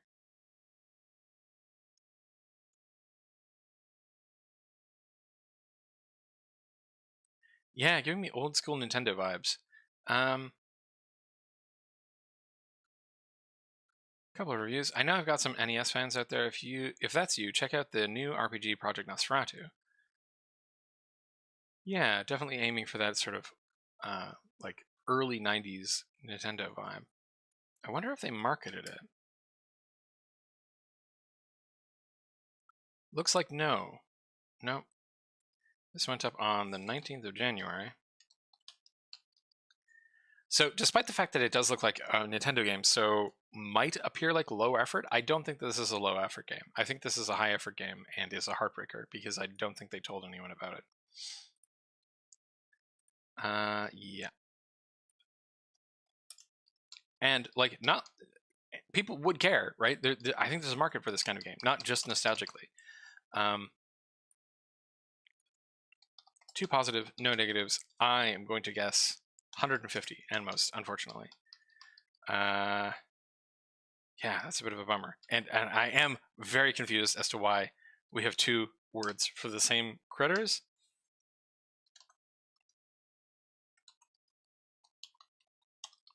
Moving on to Put Your Brain on 2, which is for sale for $2.99, down from $3.99. This is our Atomic Fabric and Christian Manolaki game. I am not going to even guess because I was so wrong yesterday as to what their game would be. Yep, I definitely would not have guessed this. Put Your Brain on 2 is a casual puzzle game about thinking and organizing tactics.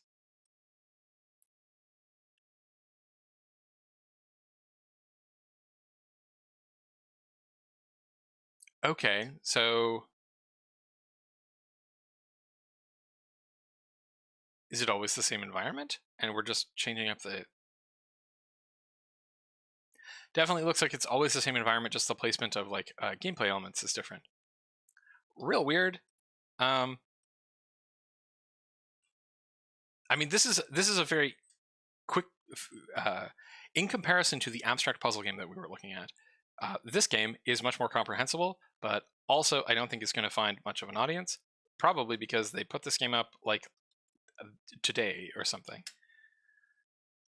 Yeah, 1 follower, because that's usually what happens. And it went up on January 18th. As is usual, they got no reviews, and I'm going to guess 30. I think this is one of their more interesting games that these 2 have made. Still no idea what they're up to, though. Moving on to Qiybz, which is for sale for $3.89. Developed by Jesse Sakari Haitanen. So I think this is another indie dev, or a solo dev. Okay. Qiybz is a cube-filled auto platformer with randomized platforms and experimental music respecting skill, precision, and a good balance between cautious and reckless behavior. Also, having a good luck will certainly make a difference. Okay, so...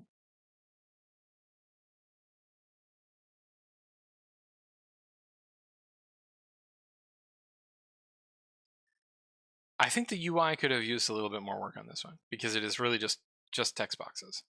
All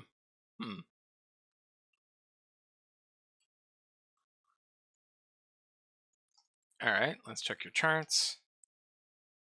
And December 8th.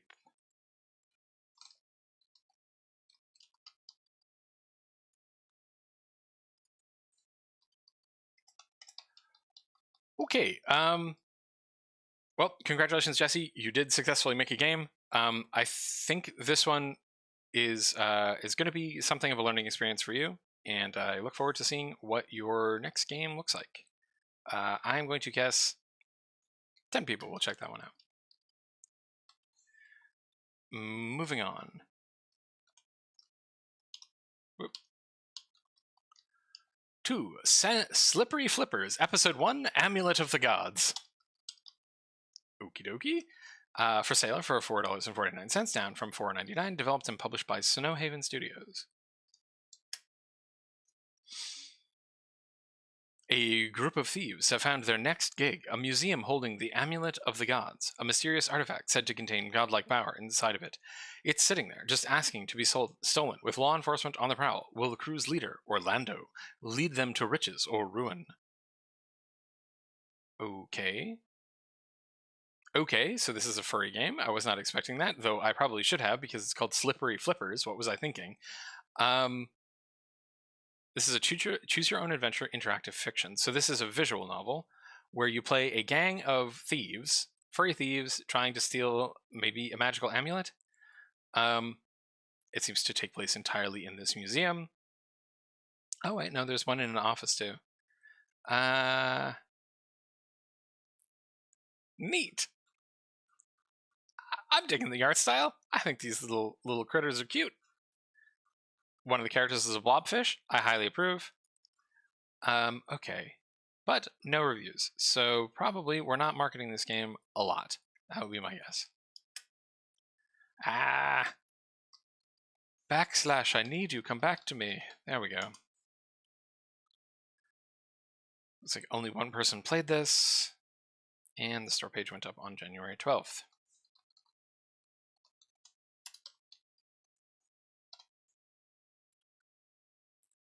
Picked up 9 followers, which suggests to me that they did not tell anyone about their game.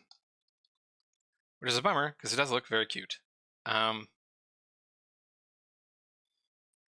Yes, what am I going to guess for this one? I am only going to guess 20, unfortunately. Moving on. To Stream Runners Heroes. For sale for $2.59, developed by Game Grotto Softworks and published by the same. Stream Runner Heroes is a retro-style indie game for live streamers to play with their viewers on Twitch. Cute idea. Players can add runners to the game to fight enemies, earn points, and defeat bosses. There are many ways to use this game with your community. It's all up to you and chat.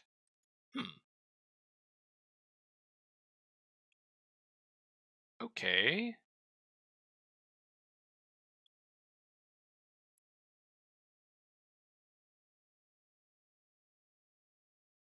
Alright, looks like they got a couple of streamers to test it out for them. Or at least they got... I hope they didn't steal footage. Retro-style indie game for live streamers with Twitch affiliate or Twitch partner status. Neat. A great game to play with your Twitch community. Thanks, Megagates.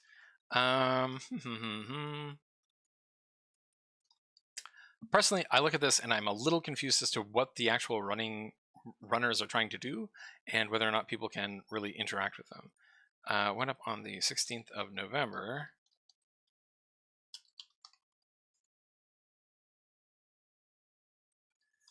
$14 followers, so not much, and 1 positive review. I definitely think Game Grotto Softworks probably needed to reach out to two Twitch players and to make sure that, like, in their launch window, they had a bunch of people using this. Because otherwise, people won't know it exists. It does look pretty cute. I like that you can have, like, a bunch of different kinds of people running.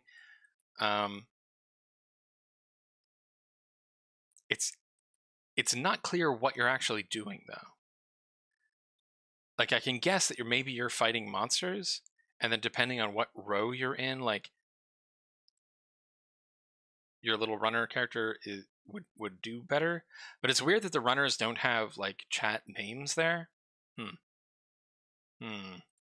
this is the second, like, Twitch integration game that I've seen recently. Like, yesterday we had the Twitch plays an arcade ball game. I can't remember the name of the game, but in both cases it was unclear what chat was actually doing, and it was also unclear how the streamer interacted with it. So they both did very badly. Like, they both got, in this case, they 1 review, and I think the other one had no reviews. So tricky there. I would think that would need to be, like, the clearest possible thing you can make out. Like, what is chat doing, and why is it fun? I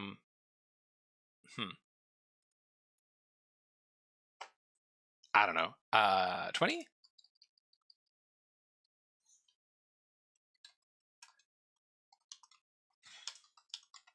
Moving on to Super Video Golf, which is for sale for $7.89, down from $11.79.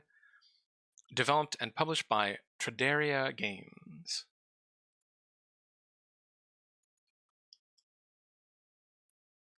Super Video Golf is a turn-based 90s-themed golf game with up to 4 players locally or 4 computers online, allowing for a total of 16 players in a single game. Offline modes include a tutorial, CPU opponents, a driving range, and a clubhouse with billiards games, such as pool and snooker.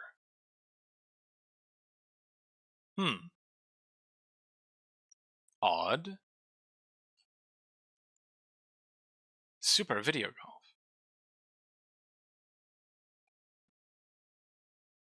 Looks like a fairly standard golf game.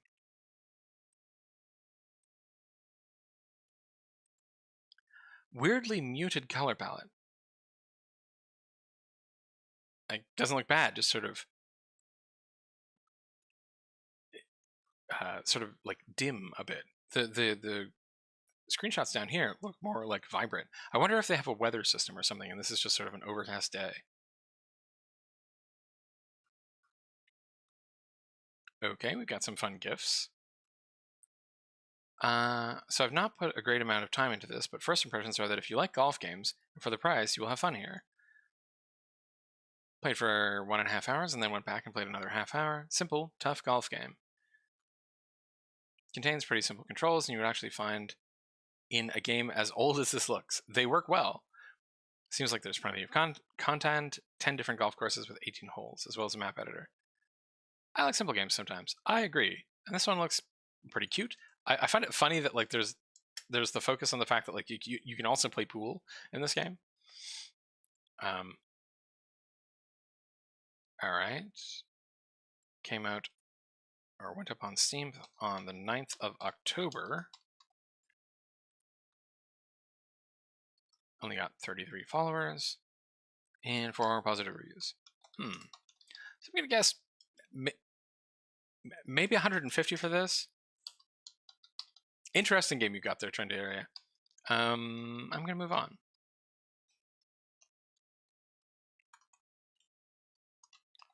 To Survival Nation, which is for sale for $35.09, down from $38.99. Developed and published by Winkley Studio SP.Z space O.O.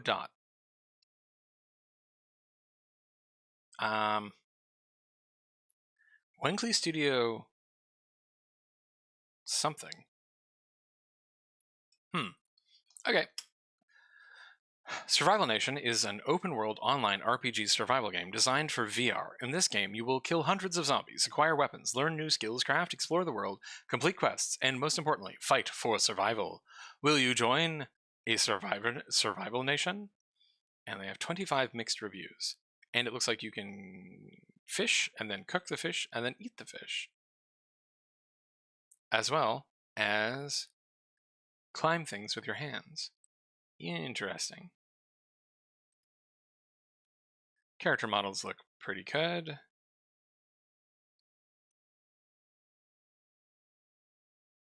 You can scavenge for Choco. I approve. You can show us any combat? Nope. We got a bear. Cool, you can talk to people. Okay, now we've got combat.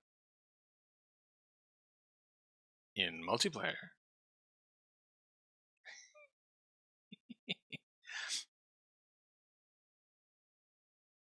Okay. Gunplay looks pretty simple, but it's pretty solid. Let's see what people are saying. This review is coming from someone who is left-handed. If you are left-handed, I would wait for an update for full left-hand control and interaction features. This game has that setting where you choose your dominant hand, but with switching it, it changes your movement control along with your direction of movement. As a left-handed person, I'm used to left hand for thumbstick move. Okay, so you definitely need left-hand support. Bit rough around the edges, but some updates I'm sure it will be ironed out. I do hope they do with some updates on this one. I'm surprised it's not in early access, or did not have an early access period. Might be a decent Q2 Pico game, but besides my horrible stutter, the gameplay is just boring. There's no PC settings besides crappy presets. Some of our fellow gamers are missing the fun of this game, I think, because they had the wrong expectations. Judging from their feedback, they were expecting Half-Life or The Walking Dead type of VR games. I say they should wake up and sell their VR headsets altogether and go back to flat games. That's pretty hostile, them. There, I can see what they're trying to do here, but this is not a 26 to 28 euro game. If it would cost 5 or 10, I'd say okay, but what it is, a pretty bland, janky, and ugly zombie shooter with some cool gameplay elements. I do think some of the gameplay elements that we've seen are pretty cool.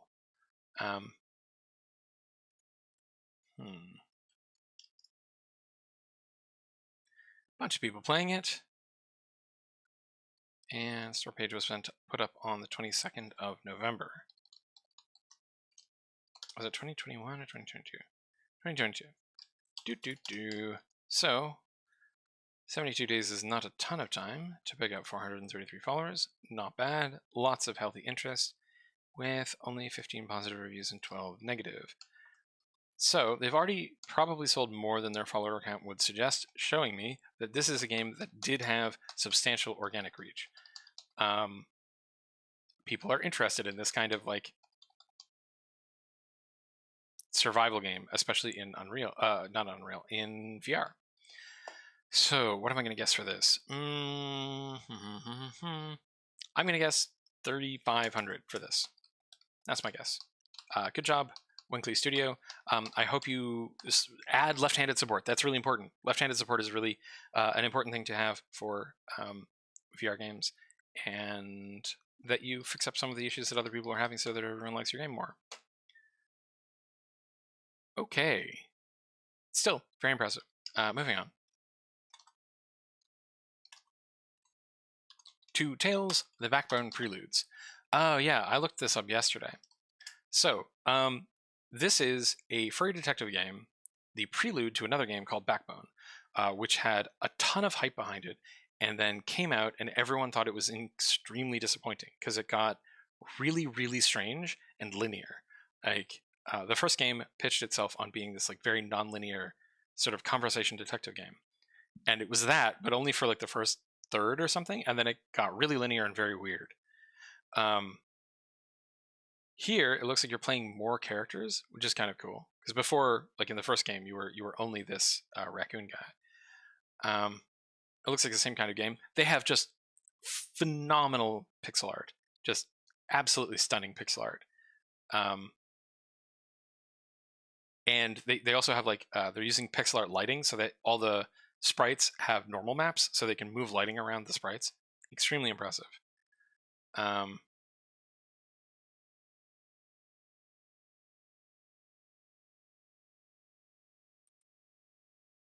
So here's hoping that this one has like the actual game that this is coming out for. Oh, okay. No, this is Backbone Preludes. It's not actually a free one. Okay, cool. A very short and fun game. My first playthrough took about 3 hours. Definitely will be going back through to find other endings. Hey, nice. Positive. Hey! A series of short stories set prior to the events of Backbone. Backbone is a game that made me heavily internally divided. When it was good, it was brilliant. When it was rough, it was sandpaper. Okay. Wow, this is making me delighted because I was really on board with Backbone before it came out, and then I was also very disappointed that when it came out, it was not kind of what it was promising. But it looks like they delivered here, so good job them. This came out on September 2nd.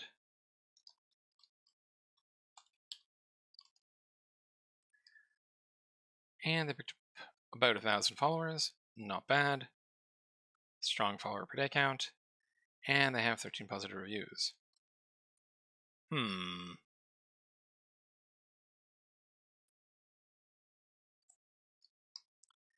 Interesting.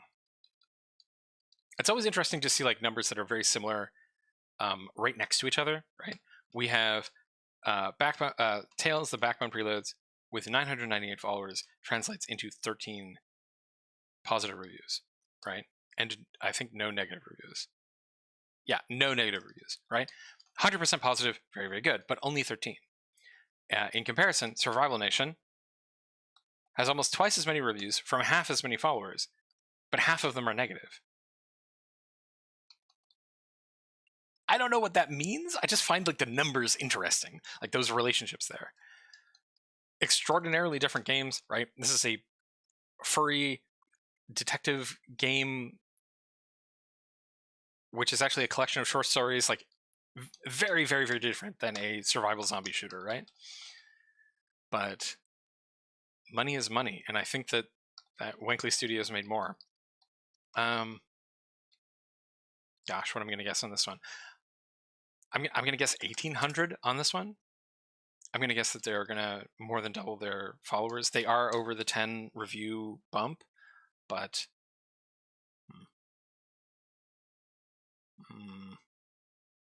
that might be high. This might be high. I'm going to guess 1,500 actually.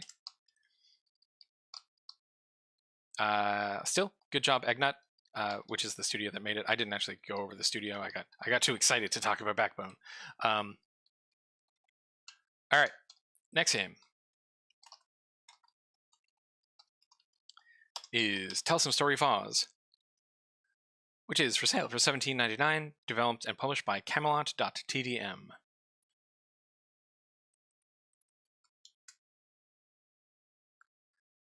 Action adventure plus third-person shooter. The year is 2042. The near future, the gloomy world of cyberpunk will offer you the role of Detective Foz.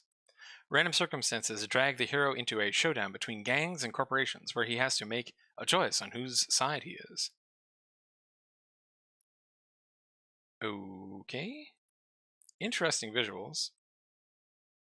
We have a sort of semi-realistic art style, except for the cars, which are like extremely abstract.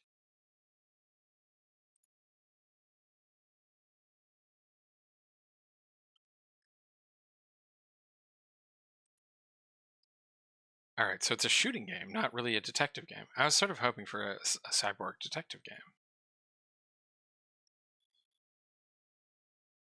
Extremely strong green filter over everything. All right, interesting art style. Getting some Matrix vibes from this one. Detective adventure game with occasional gunfights. Oh no. Yeah, okay, so the screenshots say, yeah, this is more of a detective game. But the trailer is just gunfights. So that made me think that this was just a shooter.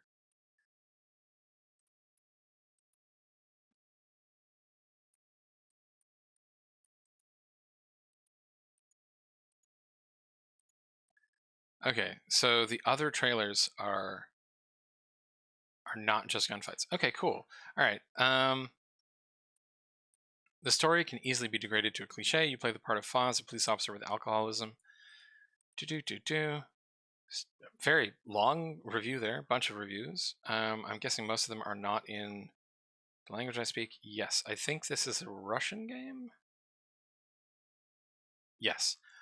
Okay. Show me your charts, please. 5 people playing it now. 164 followers. Got 7 positive reviews and no negative reviews. So people are liking this one. Nice. And went up July 9th, 2021. July 9th, 2021.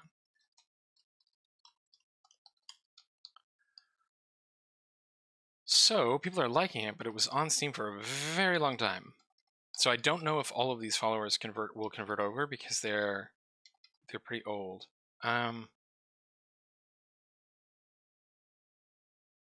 Not quite over the 10 review hump to get to positive.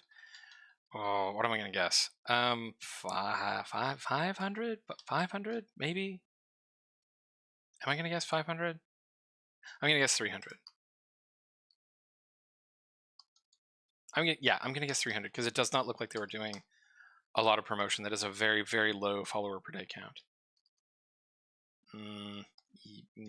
Even that could be a bit high. 250? Yeah, 250. Okay, moving on. Almost done, everybody. Only 5 games to go after this one. So, our next game is Third, which is a free-to-play game developed by Godfrey Yang and published by the same. An experimental, serious meta game. Interesting. All right, so this is an indie developer doing something meta. I'm Godfrey. I'm a computer scientist. This is my game. Okay, so the game developer is like actually directly talking to you in this one. I don't know. I think if you like metagames, this looks pretty cool. You are a little black square though, moving around. Okay, cool. What are reviews? We have one negative review. Fun concept, but I completed the game in 8 minutes. At least I think I did. It's not bad, but it gets boring very quickly. I think putting music in the background or sound effects can help a little. Yeah, music and sound effects are important. I do not know if there are multiple endings or anything, but I am not willing to spend more time on it. Sorry. 4 out of 10.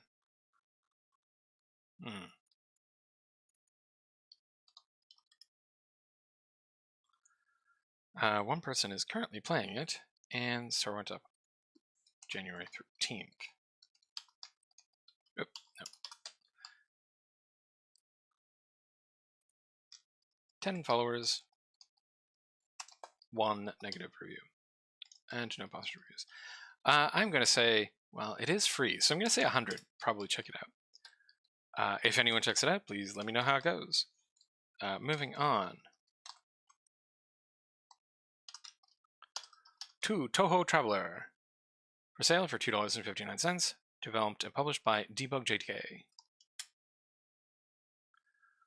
TouhouTraveler is cleared by upgrading the player by catching treasure chests and monsters that are continuously created, and by catching the final boss. Along with simple quests, NPCs will tell you how to play and in which direction to play.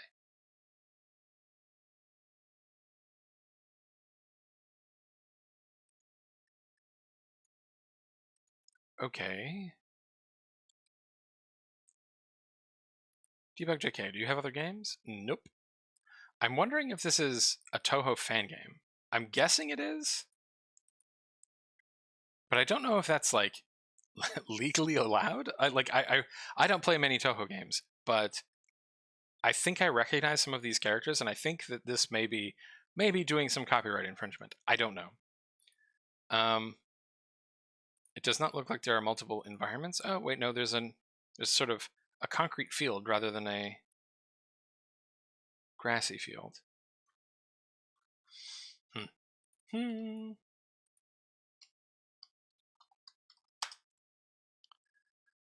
2 followers and no time at all. Okay, so this went up yesterday.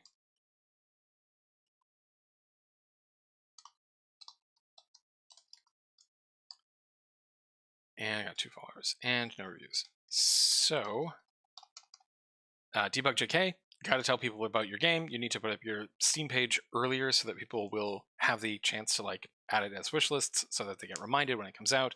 And also, I really hope you have permission to use those characters. You probably do. I'm going to extend the benefit of the doubt, but it might be good if you do have the license to make those like officially licensed by the creator of Touhou. I am going to guess 10 people check this one out. Moving on.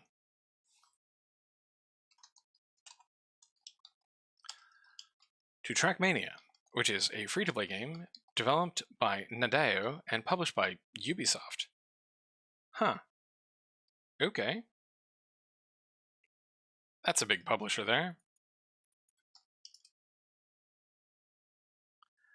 Welcome to the club. Grab the wheel and play Trackmania for free now. Oh, wow.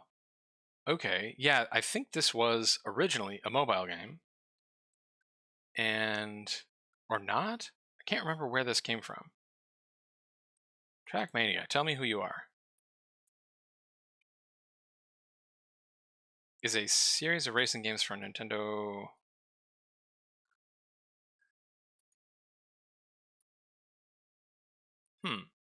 Okay, so yeah, this is a free-to-play game that...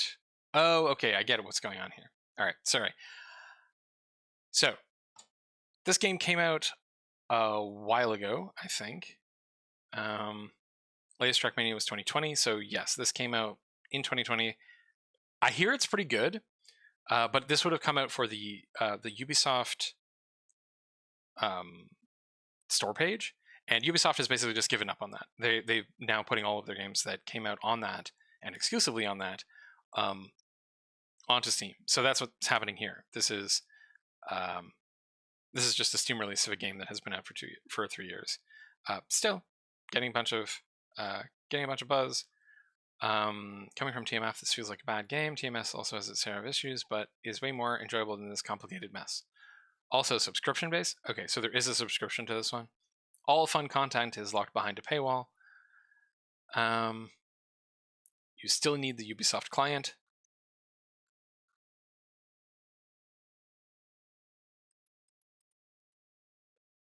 Okay. Let's check the charts. Bunch of people playing it. And came out on January 24th.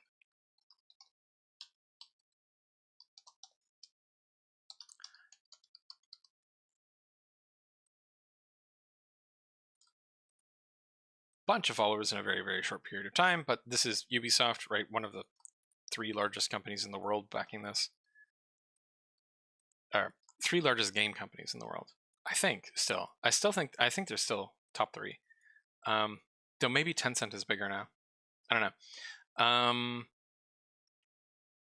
How much am I going to guess? I'm going to guess they're going to sell 10,000 copies of this because it is free to play and people will download it, even if they have to reinstall the Ubisoft store that they have uninstalled in the past.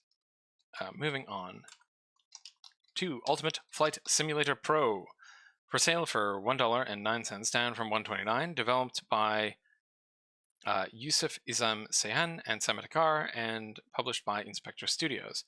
We have seen these two before.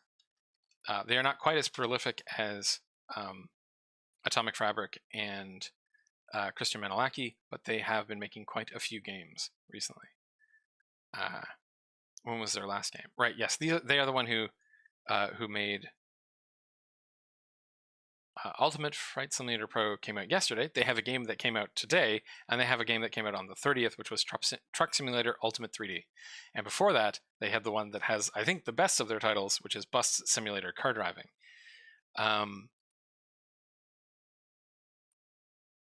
Okay, wait.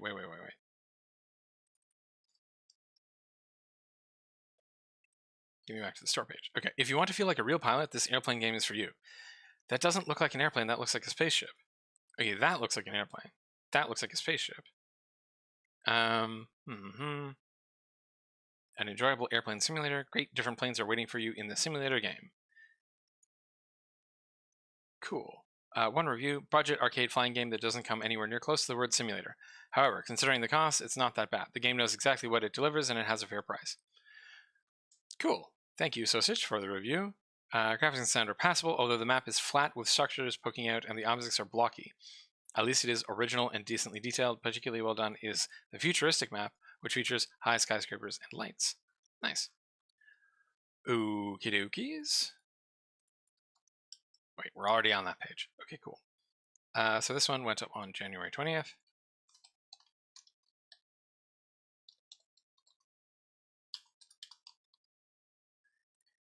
And picked up 23 followers.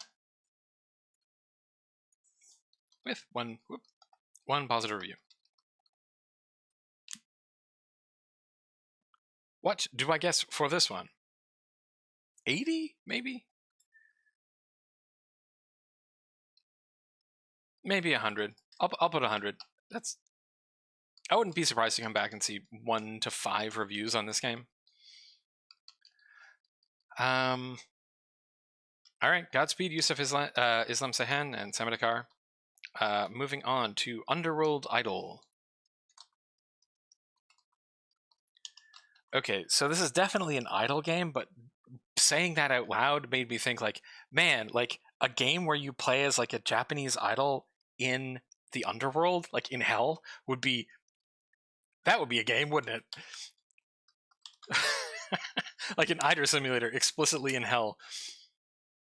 Okay, an idle dungeon management game where high-tier units can create low-tier units. And then we have a cute little devil girl here. We have lots of reviews, so this has to be version 1.0. Yes, so I think this is coming out of early access. A free game coming out of early access. Okay. Interesting visual language here. It looks like files. We are producing lots of ghouls. Okay, yeah, it is a it isn't like an idle clicker game where numbers go up. Okay.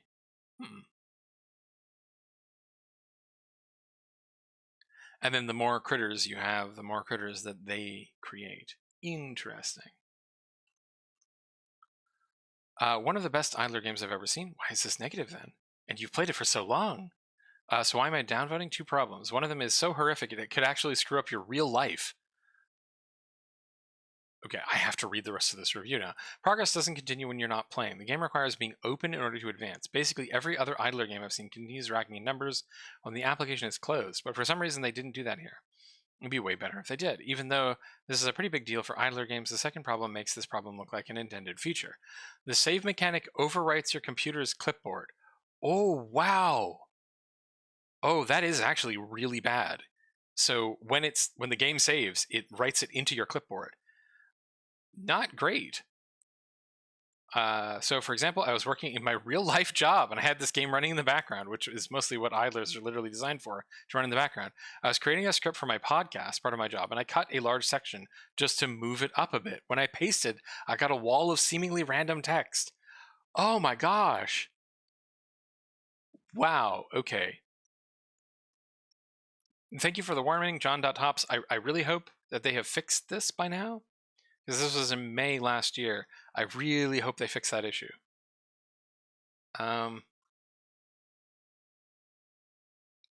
Yeah, I mean, like I can see how it would happen, but wow, that is a hazardous bug. This game feels like a chore. It's like half idle and half not idle. This game is 100% for you if you like games like that. Also, it is 100% worth it to download and at least give it a try. It's free. You don't have much to lose. Yeah, I agree. And you did have it at least running for 183 hours.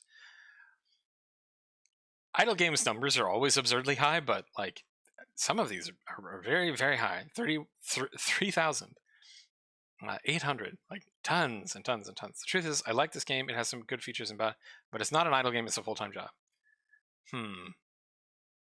Over 900. Those are days where I would start in the morning, use my energy, and just get it going a bit before upgrading it. Interesting. So this seems sort of like a high-impact idle game.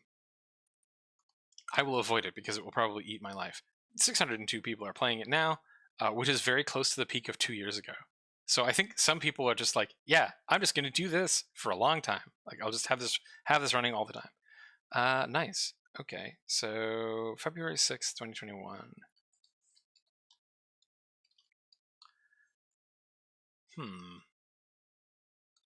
Not a ton of followers, but a very, very healthy amount of reviews for that many followers. Which I'm guessing means most of the people who are interested in this game just got it because it's free. Wow, looks like it was made by one person, Alexander Golovkin, which, fantastic job if this is a one-person game. What am I going to say? They're over 600 reviews, which hypothetically means about 20,000 sales, or 20,000 downloads. Yeah, I'm going to guess that. I'm going to say 22,000 probably. Even with that bizarre clipboard bug, I really hope they fix that. All right, moving on to our final game for today, which is Your Only Move is Hustle, which is for sale for $6.49, developed and published by Ivy Sly.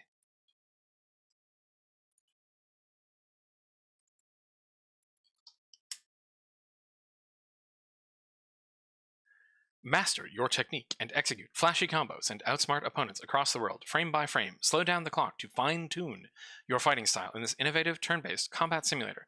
Pulverize your friends and choreograph spectacular fight scenes. No training mode required. Okay, so this is a stickman fighting game.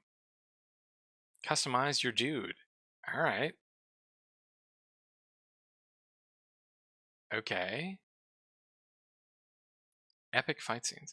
So this is like about making those little stickman fights from, like 2003 era Newgrounds.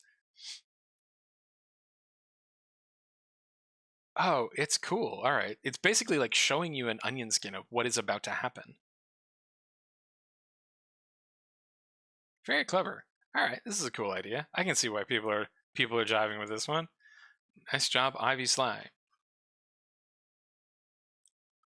I love the part where you hustle. Thank you, Samsa.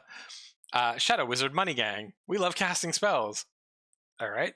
If you don't get this game, you might be brain dead.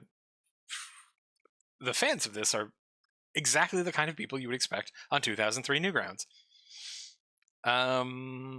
Played an early version from Itch, so this came from Itch and is now on Steam. Cool Godot game. Nice, it's in Godot.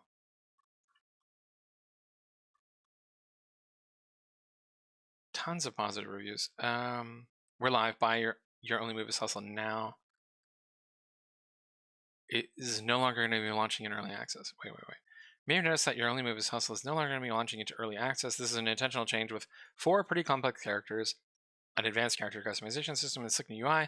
The game at this point feels fully featured. My development brain will not be changing. My development plan will not be changing for us, but at the stands, I don't see a reason for keeping the label anymore. Okay, so it looks like they were planning on releasing it into early access. They didn't. Are all of these reviews in the last 24 hours? Yeah, they're all 2nd February. Very cool. Tons of people playing it now. Yeah, that's extremely impressive. Went up on November 19th.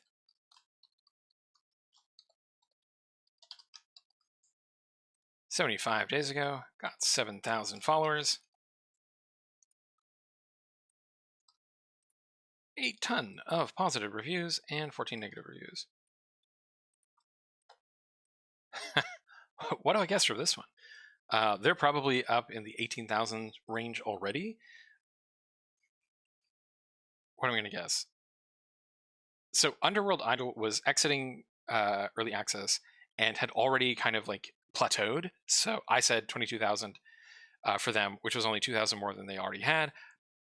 But this game is not quite as much as they are, but has done this in like 1 day. So what am I going to guess? 35,000? 35,000? Yeah, I could easily be off by an order of magnitude. Interesting thing to note here, this game came out on Itch. This game was already for sale somewhere else and has done this well in Steam, which means it's not necessarily a bad idea to release your game on Itch first and then do like a marketing push and move it over to Steam. That can work. Now, can it work for every game? Probably not. But for this kind of game, it looks like it worked really well. Nice job, Ivy Sly, especially if you're only one person. Phenomenal job in that case. I already reviewed all the red light games today, so this number is accurate. We have about 30% of games got 0 total reviews, which is relatively low. Everyone did pretty good today. And that's it. That's all of our games. Looking at tags, it is a casual day rather than an indie or an action game day. 3D is above 2D. I still don't think I get anything from the tags. Really? I look at them and I'm like, all right, yeah, there's a lot of single player games. I don't know. I feel like I should be able to get more information out of the tags somehow. If anyone can think of a way that I can do that, let me know. Because just looking at them, it's sort of like, there's 8 games with nudity. Yep. Sure. Anyway, this was lovely. Thank you, everybody, for dropping by. Thank you, Fuzzy Wubs, for asking questions. That was very cool. And have a lovely day, Yosuke and Numata and Para and everyone else who swung by. I am going to go and have lunch.